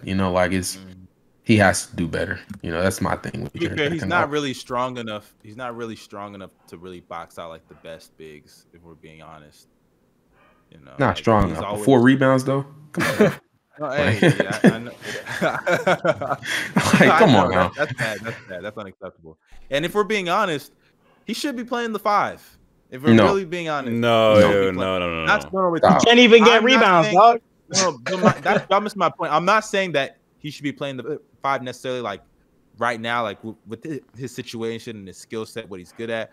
But where he should be at a place to where he should be able to play the 5. You get what I'm saying? Like, he should have been able to put on weight by now, a little bit more weight. He should have been able to get physical by now. Like, and I think injuries have kind of derailed a lot of what he could have done.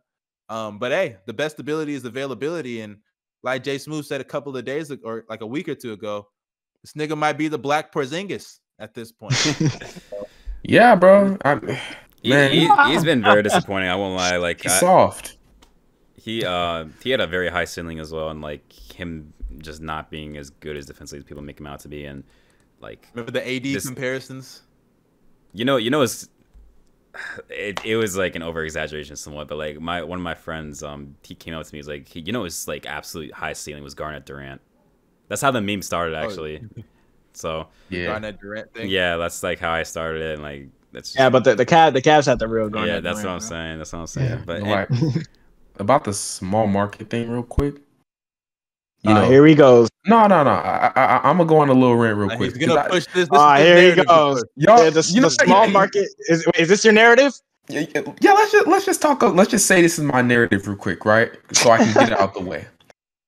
For people who want, like, for example, OKC. I'm just gonna say our team right there. For people who want us to like go out and get superstars and stuff like that, especially as a small market team, like, why would you just immediately do that? We can't rebuild like, let's say, the Lakers, the Miami Heat, these big market teams, because teams don't want to stay in Oklahoma or teams don't want to stay in Memphis. And also, I got something to say to the media about the Ja Morant thing, bro. It's so stupid. Because they always try to encourage staying with your teams, staying with this, but they're also the first people to say, where should this person go? Like, for example, when Giannis lost, right? Everybody was like, he needs to go to Miami. That Ashley Nicole girl, with all due respect, very nice, very cool. But she hopped out, spitting out some false news, talking about he's prepared to sign in Miami. All the media outlets, they really, really want to push that stuff. But at the same time, they're always the people saying, you know what, I respect somebody if they stay. Like, stop switching up. Like, stuff like that really, really angers me. Ja Morant. Logo 3? Hey man, they only respect you when you stay and win, bro. So when Dame becomes a loser, which is a part of my narrative, Dame's a loser, and he's washed. You know why I think Dame wanted to stay? We be saying JSmooth hates on Dame, but you low-key be hating on Dame. Yeah, he hate on Dame more than I do. I don't know why they talk about I am a Dame hater. Because the Portland he mad because he ended the Thunder's Russell Westbrook era. Nah, bro, he saved us. He saved exactly. I say the same. He saved us. What you mean? Well, like, unless, I don't know, because I did want to see one more year of Russell PG. Nah, but he still saved us. So that would have been a first on exit again. I promise. I'll say this though. I'll say this, like, the fact that, this is probably not a narrative or anything, but I'm just gonna use this as my thing. Like, it's so much harder to build a team in a small market than it is in a big market. I just want y'all to realize that. Just the whole like everybody, it's true, right? A lot of these small market teams put themselves in these positions, right? Sometimes they do, right? But at the same time, like, for people to expect you to rebuild like LA, bro, they legit were trash and LeBron just came over. You can't have that in any other small market. So fact, though. So, like, come on now. Everybody's telling the Bucks. I don't think there's a single superstar. Well, there's not a single star besides Jimmy Butler and LeBron James that's gonna see a team that is young and upcoming and be like, bro, we're gonna go there, and we know that we can attract free agents, bro. To be fair, the Heat, I just feel like obviously they have an advantage being where they are, but the Heat were trending upward. At least they were trending upward. The Lakers were not trending upward. The Lakers were still really bad. The Lakers were trending. You could say the Lakers I think were upward. You could say the Lakers were trending upward because they had like Lonzo. They had Lonzo B. They had Lonzo Bi. I don't really think they were trending upward, bro. Listen to this. Yeah, okay. But the Heat had just made the playoffs. Like, I don't care about them just making the playoffs. They were the Orlando Magic, bro. Okay, but is that not better than being in the fucking second pick every year? I'd rather be the second pick every year than be the 8th seed consistently. That's mediocrity. Like you said, if you're a team that's a young team and you make the 8th seed, like in the playoffs, you can attract free agents, right? I guess that's true then. I guess that's true for their scenario. It's way better than being the fucking second pick in the draft. But what I'm saying is the reason why they were good. Like you see what he's doing. Listen to me. Listen to me. The reason why the Miami Heat were good were because of a bunch of old players. Right? It was Hassan Whiteside who was smelly. It was Goran Dragic who was decent but smelly. Like it was just bad. It was just. He was not. He was all-star. He was all-star. He made an all-star team. I was about to say let me check out, man. But like, so fucked up. You know what I mean, right? Like it was just Bam, but they had Bam. Bam was young still. That right? year. But they didn't have Tyler Hero yet. They were literally everybody was saying give Bam the keys. Bam was the only young dude. Okay, but Bam's still a bitch. And everyone was saying give him the keys over Hassan Whiteside, bro. All I'm saying is this: they were mediocre. Dion Waiters, second half of the season, I think 2018. Dion Waiters. Listen, was a hooper. But listen, right? If you look at Orlando Magic's situation, the Orlando Magic situation was very similar to the Miami Heat situation. The only difference is the market. A bunch of bad contracts, old players, and they were mediocre. It's not the same. How is it not the same? Literally. You can afford to be mediocre, like, and make the playoffs. Like, you can afford to do that when you're a big market. Like, that's what I'm saying. No, okay, but like the approach that you have to things should depend on your situation. So if you're a GM, you know you can pull free agents if you're a big market. How do we know Pat Riley is going to settle to be mediocre if he's not in charge of a team that's in a big market? If he's in charge of an Indiana Pacers, who knows? Let's say he trades all those guys because he knows he can't win there and can't attract free agents. Like if you're in Miami, I'm saying, though. But like I'm saying the same thing as you. But you're criticizing those teams as if like what's the point of criticizing them? Like that's how it is. These small market teams, they want to be mid. A lot of these teams want to be mid. Yeah, in Indiana especially. I don't feel sorry for Indy at all. They suck, a lot of these teams want to be mid. That's just how it is. But you're criticizing these big market teams when they're actually trying to be good. If we're being honest, they're the ones that actually try to be good. More than likely. Here's the thing. Here's the problem I have, and what I'm saying is this, right? A lot of media members and stuff like that they want teams to be like that. For example, I'm gonna say it again. OKC, right? If you look at it, you see this dummy come out of nowhere talking about, man, the Thunder are black eye to the league because like we're obviously bad. We're trying to get good picks, right? But they want us to be good, and it's like, how can we be the best version of ourselves? How can we become championship team? There's no stars available, right? And even if we get a star, nobody's gonna stay on our team past 2 years. The only people that want to stay on our team are gonna be draft picks, right? And so like, that's my biggest issue. People want us to be mediocre stuff, but we rebuild completely different ways. That's all I'm saying. That's my biggest issue with the whole thing. I'm done with my rant. I hear you. But as far as like building your team up, you got to understand, like, if you're a GM, like your approach to how you're gonna build your team should be dependent on your market. It's gonna be different, yeah. So like, I'm not gonna knock a team like Miami for being mediocre because they can afford to be mediocre and still pull in free agents. A team like Orlando. Or let me not even use Orlando because Orlando's a nice city to live in. You know what I'm saying? But let me not use Orlando. Let me use. I mean, no, they're not a big market, but I'm just saying, like, I think Indiana's a better example than Orlando. Yeah. A team like Indiana, like, you can't afford to be fucking mid. Like, trade those niggas and move the fuck on. Like, maybe, like, and if we're being honest, a lot of these small market teams are just badly run because a lot of these owners, they just already have. It's like a foregone conclusion to them that they're not going to be good. So they're just trying to make money. If we're being honest, they're just trying to make money.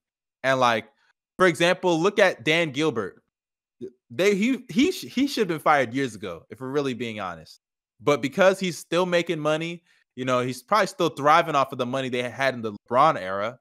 And like, he's going to still be in power because he's making money for the team. The Timberwolves, one of the worst organizations in all of professional sports.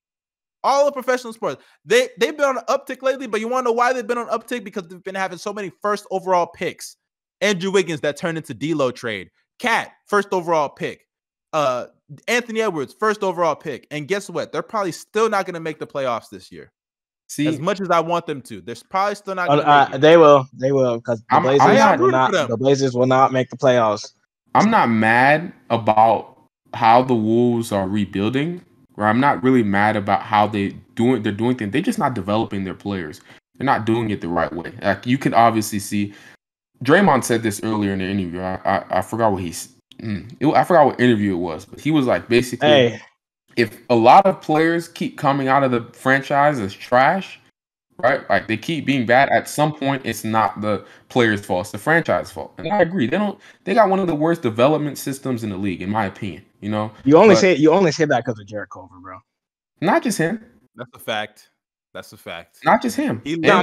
Hey, bro. Andrew Wiggins was supposed to be a generational talent. And let me ask you this, Keandre. What's your thoughts on Jarrett Culver and how his career's panned out? I don't know. I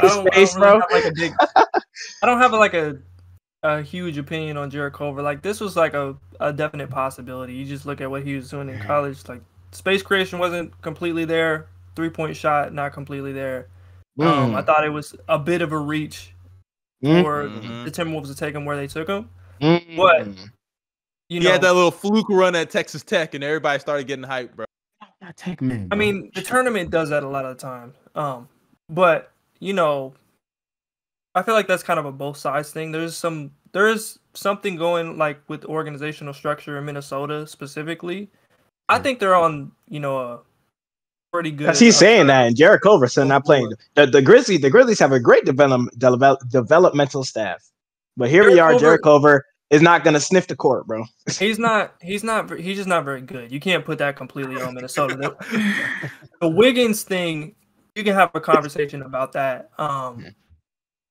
But the whole Jimmy thing coming like in the middle of their like sort of rebuild, that kind of threw things off because then you don't have Zach LaVine anymore. What happens if that's not a thing? They make the playoffs that year with Jimmy, and then since then it's been back to I don't think LaVine. I think offensively that would have been amazing. LaVine, Cat, and Wiggins could have been really good. Yeah. But defensively, especially considering how bad LaVine was at that time defensively, holy shit, they would have been one of the worst defensive teams in the history. I mean, yeah, but it's talent at the end of the day. When you're a team like Minnesota, they'll find a way to make it work. It's like what can you do? I like what they have in Anthony Edwards. You got Jaden McDaniels, Bull Morrow coming up from the G League. He might be something in a couple years. But talking about like the whole small market thing, I hate that conversation just around OKC. Like they're like this horrible, like they're doing something so bad. The league, like they have to do this, and it's not gonna take as long as people think it is. Just because they have these facts, bro. That is facts, bro. People think it's like this. They turn into this meme where it's like, oh, they're just drafting seventh graders or whatever. But like you've got Shea, who's really really good right now. Josh Giddey's gonna be really good. Somebody who you can put in your core and build around. They're gonna get a top pick next year. Already we're moving somewhere in the right direction. Then you got all these other pieces, the picks. If there's one person, a player that like becomes available, Shea's like operating as a 27 points per game scorer. Giddey's doing his thing, getting near triple doubles every night. Like that's a pathway to be a perennial playoff team. And people are acting like they're the process Sixers and got TJ McConnell out there playing 35 minutes, hitting turnaround game winners over Melo or something. Like that's not the same thing. So that's kind of my issue with that. It's a fact, bro. The Thunder are gonna run the league, bro. Off topic a bit, but I want to know your thoughts on Bol situation with the. Like, do you think he's being held back by the Nuggets? A lot of people subscribe to that narrative. I don't. Yeah. I'm a Bol guy because he's from Kansas. I'm from Kansas. I saw him a lot. He's a year younger than me in school. But there's just things in his game that he hasn't really got up to par at this point. I would love to see him play more. Like obviously you got to play sometimes and make mistakes to get over some of these barriers. But like the Nuggets are also trying to contend in the West at the same time. So it's like not really a thing that you can do on a nightly basis. The whole like social media like 2K storyline thing that he was doing with the like in the tweets. I don't know. That's just kind of part of it. Oh my god! It's what I call a 2K storyline. He's a 2K, and he is, bro. He's a 2K 16, 17 demigod, bro.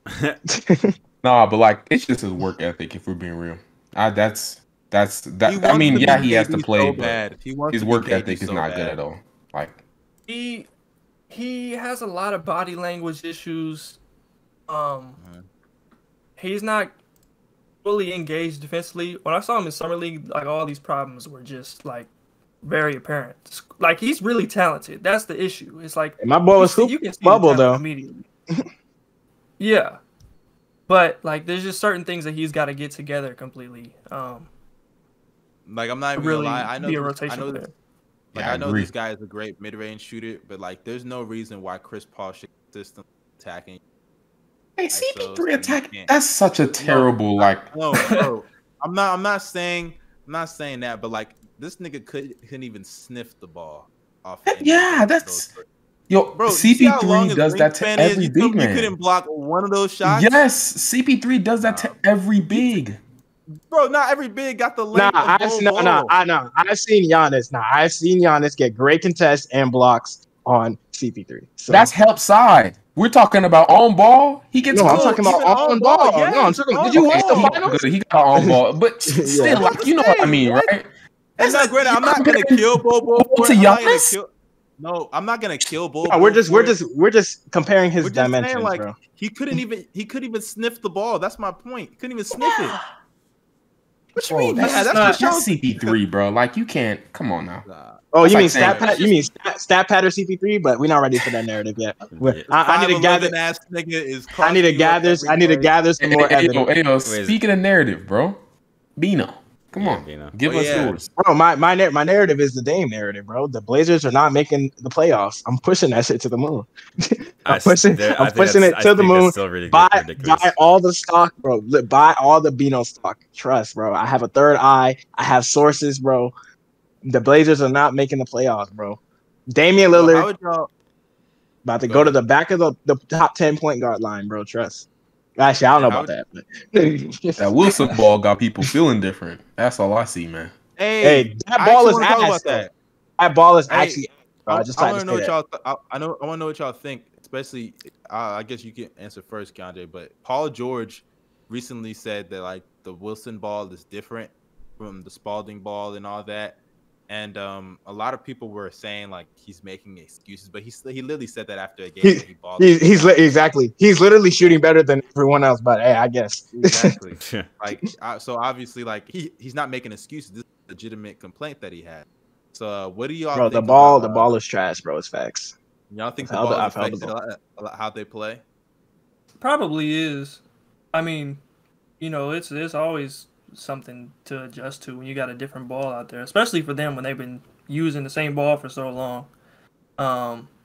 That whole PG thing, people just hate on PG to hate on PG. Like that's a fact, bro. It exposed a lot of people because like literally this dude is one of the 5 best shooters of his generation in the league. Statistic wise, it backs up off the dribble, off the catch, off screens. It's gonna back up.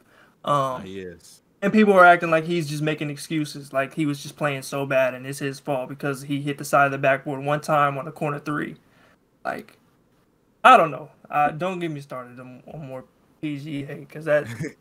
I like him, dog. PG for the win, bro. Top 10 player. Hey, you know what narrative I should be pushing? Paul George over Damian Lillard. That's what I'm gonna be on Twitter every day. This season Paul so George far, not even a Lillard, question, bro. Not even. Yeah, Paul George. Like I said, I don't know if you want to be pushing that right now. Like I said, I'm gonna push it. I'm gonna push it right now, bro. I'm gonna push it right now, bro. You know what narrative I need even to push come playoff time, the Clippers will be there and the Blazers won't. So hey, you know what narrative I need to push real quick? What? The Sacramento Kings will be a play-in team. That's my narrative. That's what I want to push. Think about this. I want y'all to think about this real quick, right? So the defense, initial defense has been really good, but their biggest issue is rebounding. And I'll say this, just for their overall team and their team, bro. Think about it. They're keeping up with a lot of these teams. They're like 500 right now. They're keeping up with a lot of these teams despite De'Aaron Fox shooting like absolute garbage. Think about that. Man, right? I hope he gets it together, bro. This Yeah, is really bad so far. If he gets it together, like let's say even Harrison Barnes falls off and goes to a 16 point per game score on solid efficiency, which that's what he usually is. That team is still very good. You got a lot of solid big men. Davion Mitchell is playing some great defense. Buddy Hield is making shots. You got guys like Rashawn Holmes, who I think is really underrated. He's out here putting up almost 20 and 10, giving you solid rim protection.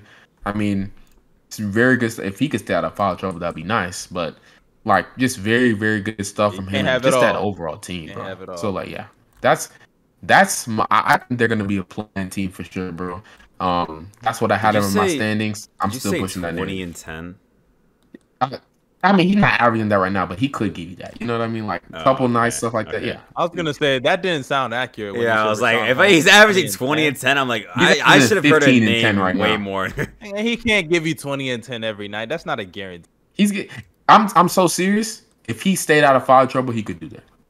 I'm so serious. But like, if he can't stay out of foul trouble, yeah, that's his biggest issue. That's all I'm saying. But isn't that like a part of who he is as a player? So like, no, he can't give you 20 and 10. Be quiet, Mustard. Anyway, Rashawn Holmes is like Rob really Will. Like this people season. Always be. Yeah, he's always been really efficient with his push shot, and he can make free throws. You know, like he's a lobster. It's only 8 games, but like he's shooting 68% from the field, 66% from 3, and 94% from the free throw line.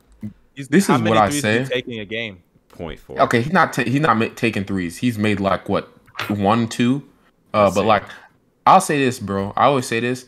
If you're a big man that can make free throws, especially when you're just big down there, bro, man, you're unstoppable. You become unstoppable offensively. And that's what Rashawn Holmes is. I mean, not many people can really guard him in the pick and roll, nor when it comes to lobs. So, like, he's a problem. The foul in the three-point shot. We let us see it. Get to the line, bro. Get to the line. Wait, you talking about Cade? Yeah, I need him to get in the rhythm. Cade's been playing some shit still. Chill out, man. He's not even playing that bad. Yeah, he's not better than the first two. Yeah, better. Yeah, 2 for 14, 0 for 9. Yo, Keandre, what narrative do you want to push though? My nose. I feel like some of the narratives that I like to push already kind of came up in this. Paul George, we talked about that. And one thing that always bugs me was that small market conversation, especially with OKC specifically, because you got dudes like Bill Simmons just losing their mind over nothing. Don't worry about your team, man. Yeah, exactly, bro. Trash ass Celtics.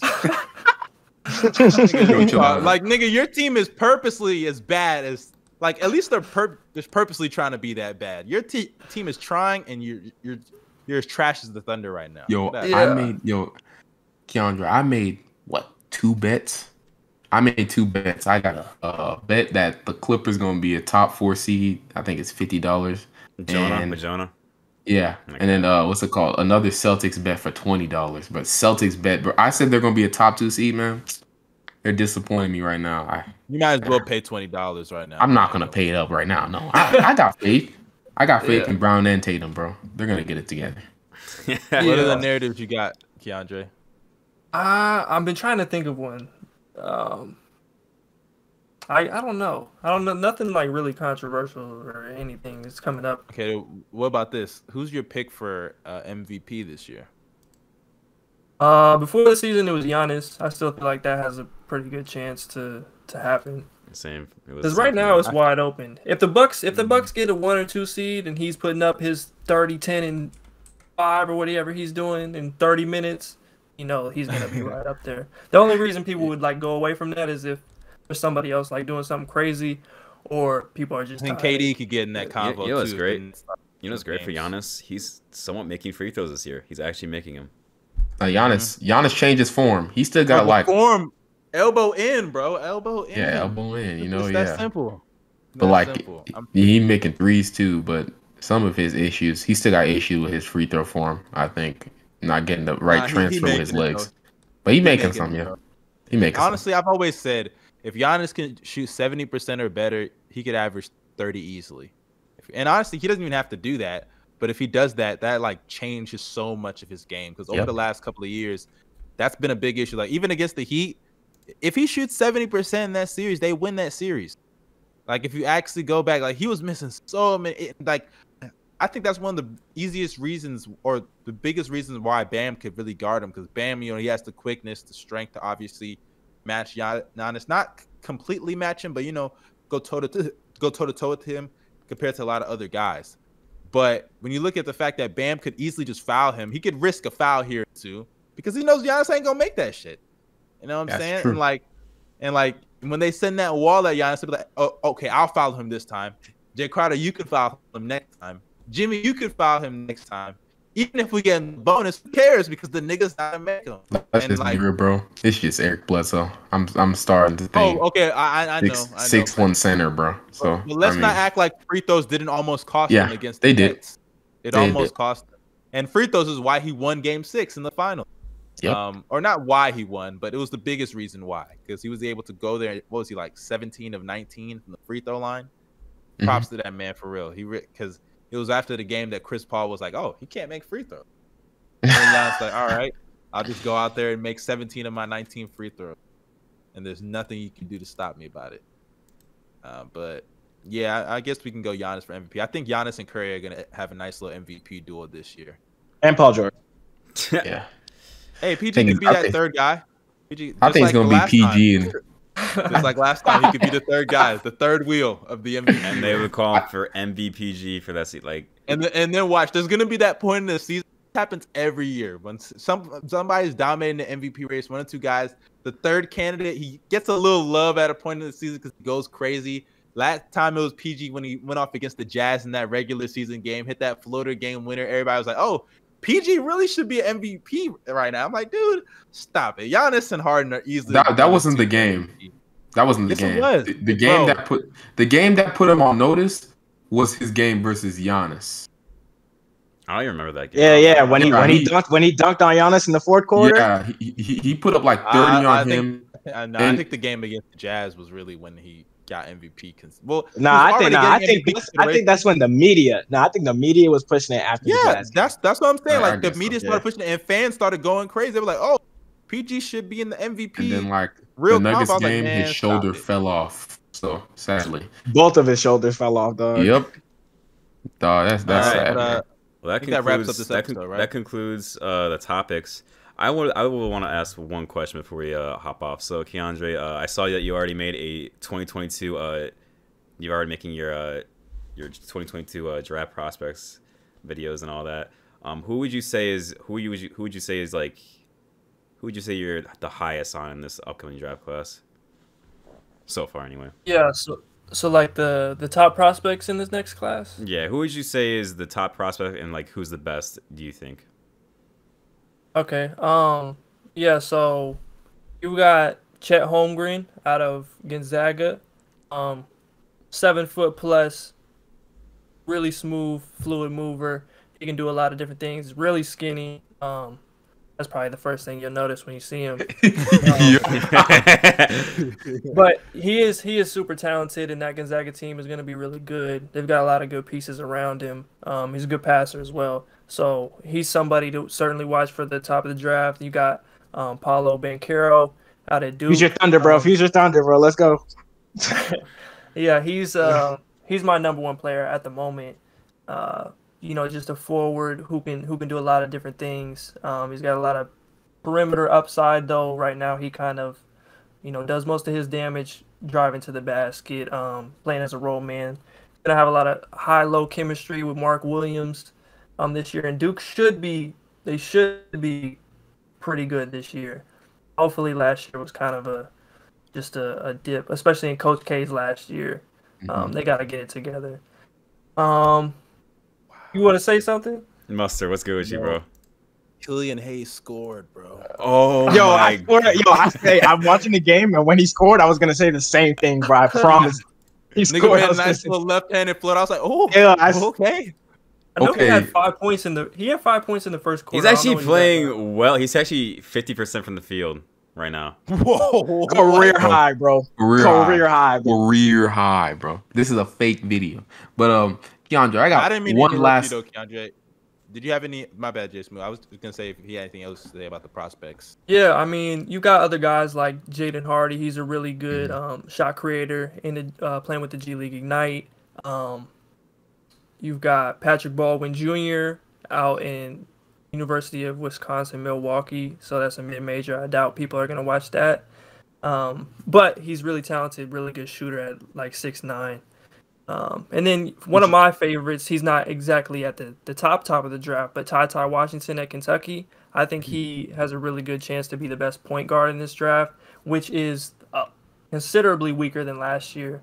But But last year was really deep. Talented. Last year was a really deep draft. Right. It was. Everybody was kind of spoiled last year with the amount of passers and point guard talent. Yeah. Cade Cunningham, Josh Giddey, Scotty Barnes. Sharif, throw in Jared Butler, Davion Mitchell. Like a lot of those guys are really, really talented. I was so surprised that Jared Butler fell all the way to the second round. That was kind of shocking. That was probably mostly health related because if it was anything else, that was just kind of stupid. It was something with his heart, right? Or what was it? Yeah. Oh, okay. Yeah. Okay, it was heart. I have a quick question for you. How do you feel about Mark Williams? Because that's one prospect that I'm really excited about with his wingspan, his height, and his athleticism. How do you feel about him? Yeah, I like Mark Williams. Kind of talked about him in the video a little bit, but after he kind of worked through some things, they gave him more playing time down the stretch of last year's season. He was really good. Like his last 6 games, he's putting up like 18 a game, around 10 rebounds. Blocking shots, a lot of energy. He has pretty good hands. Kind of like this Clint Capella type of mold, but he's like a lot more coordinated. I think he's one of the better bigs in this class. I like him quite a bit, and for this Duke team, I think he's gonna shine. Yeah, I want him on the Thunder so badly. Like, I've been talking about him a lot. Anybody but Chet, honestly. That's how I feel. Yeah, these two are not high on Chet. Hey man, I'm a Chet fan. I want a big man. Look, this is how I feel, bro. Man. Name a single NBA champion that is going to have 2 players of the frame of Josh Giddey and Chet, bro. Like, let's keep it a beam. Let's just keep it a stack, bro. Not Josh Giddey. Josh Giddey's 210.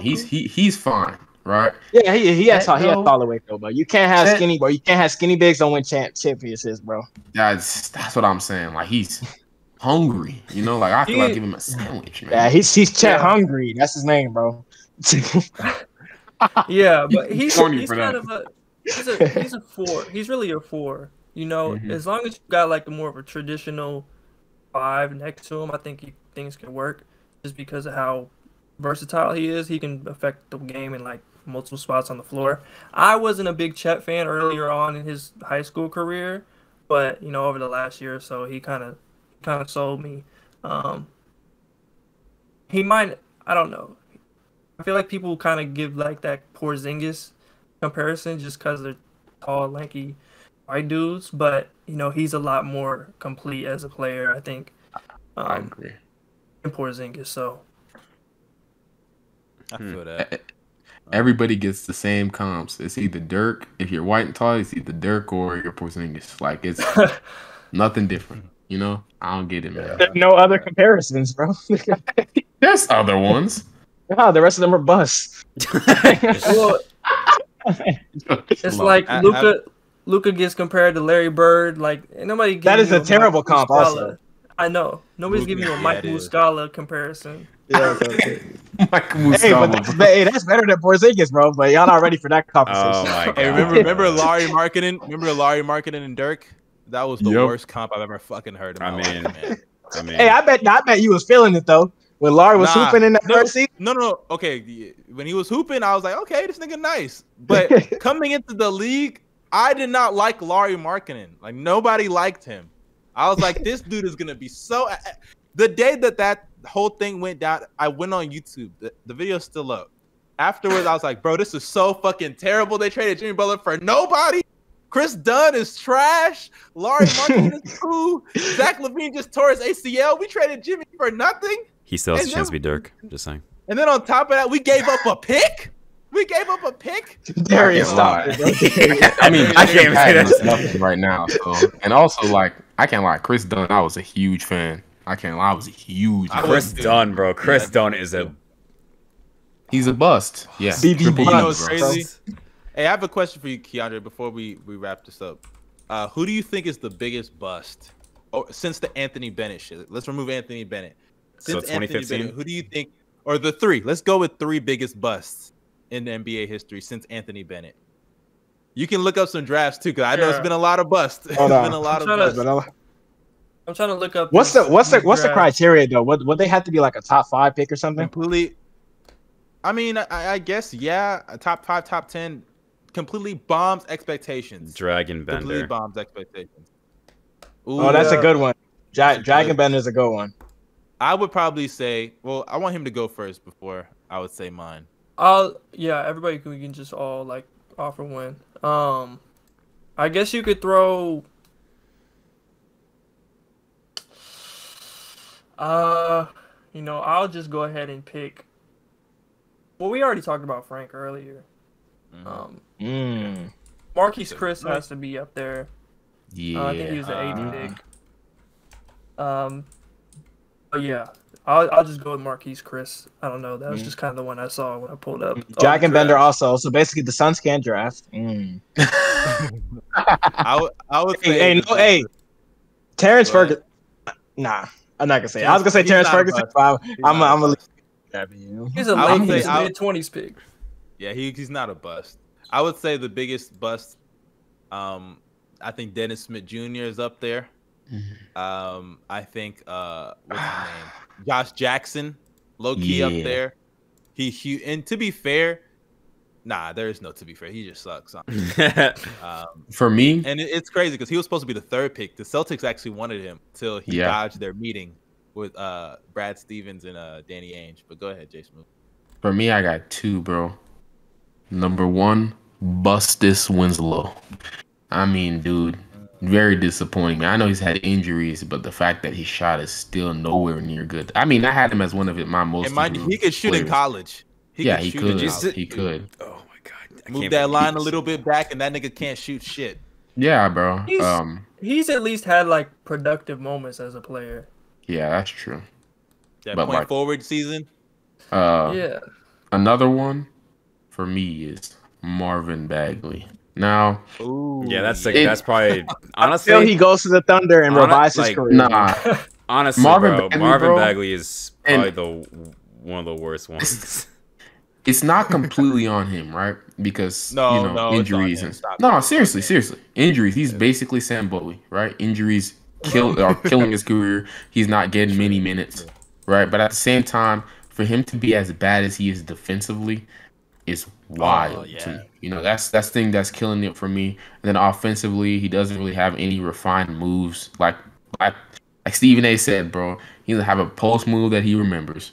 Like they're just like, he doesn't rebound, is not physical. And the fact that the next year after that, bro, came out that he was 6'8". Oh man, I'm out of him completely, man. He's, in my opinion, he's always gonna be the guy that was drafted before Luka. That's pretty sad. Yeah. Tough. Really sad, actually. Really kind of embarrassing. He's your Thunder, though, man. At this point, I'm taking anyone over Darius Bazley, bro. No cap. I'm not even going to lie. Hey, stay on the Bazley train. He might be able to figure it out sometime this season. JSmooth, that's staying on the train, JSmooth? I'm be honest, that's being really optimistic. JSmooth thought Darius Bazley was going to be the next Ben Simmons. Yeah, he said he's Ben Simmons with a jump shot. Ben Simmons with a jumper, bro. Bro, first of all, Ben Simmons with a jumper, that's literally that might be the GOAT. That literally might be the GOAT. No, not the GOAT. Not the GOAT. This is the thing. If Ben Simmons had a jump shot, he could be the GOAT. LeBron. No, he doesn't have the actually, okay. Now I think about it. My thing with Baze is like, it's not the fact that he's just missing shots right now. For me, if you watch him, he just taking bad shots. Kills the offense. Kills the offense, slows the flow. He's not doing much off the ball. He thinks he's Giannis, time he drives. Yeah, he doesn't know how to control his body. He be throwing up some, I've never heard hard ass bricks the way I hear when I watch Thunder games, bro. Like when I was watching that game against the Clippers, even though y'all were winning a good portion of the game, my God, the bricks I was hearing just do hard ass bricks. What is it, bro? Like, hey, that's our take commander, bro. What aspects is Darius Bazley actually like decent at? So defensively, yeah. Okay. He's shown that, like, I mean, he guarded Paul George for most of that game, and he did a really, really good job until the end. And Paul George just started hitting like heavily contested shots. That's PG though. Yeah, that's Paul George. You know what I mean? But like overall, offensively, he doesn't bring you anything. If he was like the 10th man in a full 10-man rotation, I wouldn't mind it. Yeah, but like him being a starter is insane, bro. Well, like, you guys want to lose though, right? Yeah, that's right. He's our tank. No, he's our tank commander, bro. Yeah, he is our tank commander. Him and Poku are our tank. I'm still holding out hope on Bazley. I just think there's like a lot of tools there, and he's still like 21. Yeah. You see what he does this season. If he keeps us up all season, you just kind of go in a different direction, Poku? probably. How you feel about Poku? Poku, I mean, it's too early to say. Bro. Yes, it is, bro. Yes, it is. You think he's bad? Last year, they hate Poku. They hate Poku. Yeah, they don't. Bro, listen. Poku, when he was drafted, anybody who told you otherwise and he was a 4-year project was lying to you. Poku is gonna do some of the dumbest things you ever seen somebody do on the basketball court right now. But there's a lot of potential there. Like, sometimes he's gonna throw behind the back pass or something like that. Like, there's things that you like about his game, but it's just not there completely. And especially if he's not gonna develop physically in any way, then we start having a different conversation. Yeah. But like, you just gotta. This is like a 4-year plan with him. Like, yeah. you can't just make the generalization now. Hey, I'm so serious though. I still think I'd rather see Poku than Darius Bazley. Okay, Darius Bazley's is so bad at me, bro. I can't. Darius Bazley's pretty bad, bro. Like, okay, yeah, Darius Bazley makes the defense better, but honestly, we don't want the defense to be better. I'd rather Josh Giddey and Shea be looking good on offense, bro. And Darius Bazley kills that shit, because Josh Giddey will pick up his dribble, swing at Darius Bazley, brick. I promise you, if Darius Bazley wasn't a starter, Josh Giddey would average 10 assists. I swear. I swear, I'm not even joking, bro. Really?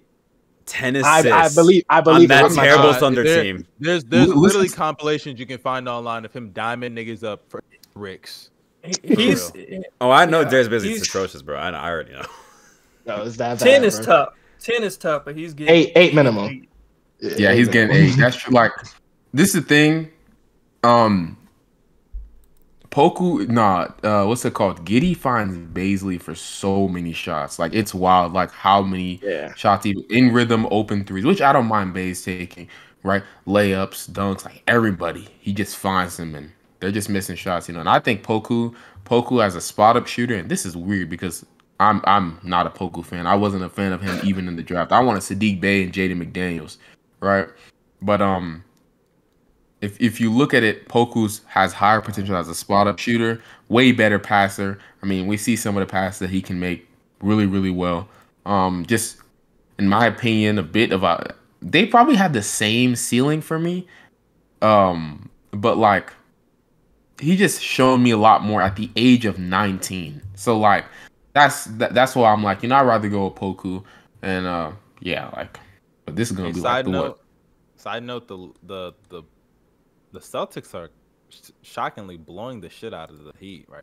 Yeah, it was just a 10-point game. The Heat only scored 60 points in the fourth quarter. 76 to 60. Wow, no, 79 to 60. Hey, bro, how's that lob catching big Jimmy Butler doing? He got 18. 16 or 18 now. Such a hater, bro. Yeah, he the one game Tyler Hero has had at least 16 points every game. The one game I bet him to have 16 points. You're a curse, bro. It's a curse, bro. It's a curse. I promise you, it's a curse, bro. It's a curse, 100%, bro. That's what happens when you gamble, you loser. Nah, bro, you can gamble. I've been making bread these last few games. These last 3 days, I made 500. Nigga, I'm just. What are you on? What app are you on? I'm on Prize Picks, and also in Florida, the Hard Rock just passed the thing, so we can gamble like legally now. So we chilling. Yeah, I'm on Prize Pick too. I'm on Prize Picks too, but that app has been giving me the Max is Nice treatment for the last week or so. Max is Nice treatment. I've reached the crossroads.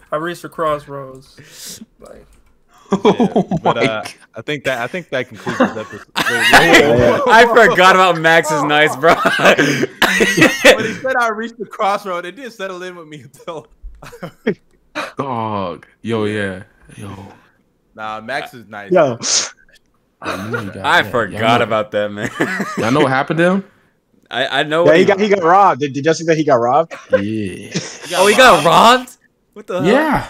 He got robbed. He was like, bro, they took his rollie. He had like 2 thick ass chains on. He had a bracelet on his other wrist. They stole that shit. He was like, yo, I'll cash out all of you. He said, I'll cash out all of y'all 1,000 right now. And they were like, nah, fuck that shit. Damn, bitch, bro. We have to eat. That man That's said wild. he wanted to buy them Subway. Like, yeah. He's like, y'all hungry? Like, they was like, bro, we hungry, bro. And he was like, y'all hungry? He's like, well, I'll buy y'all Subway. Bro.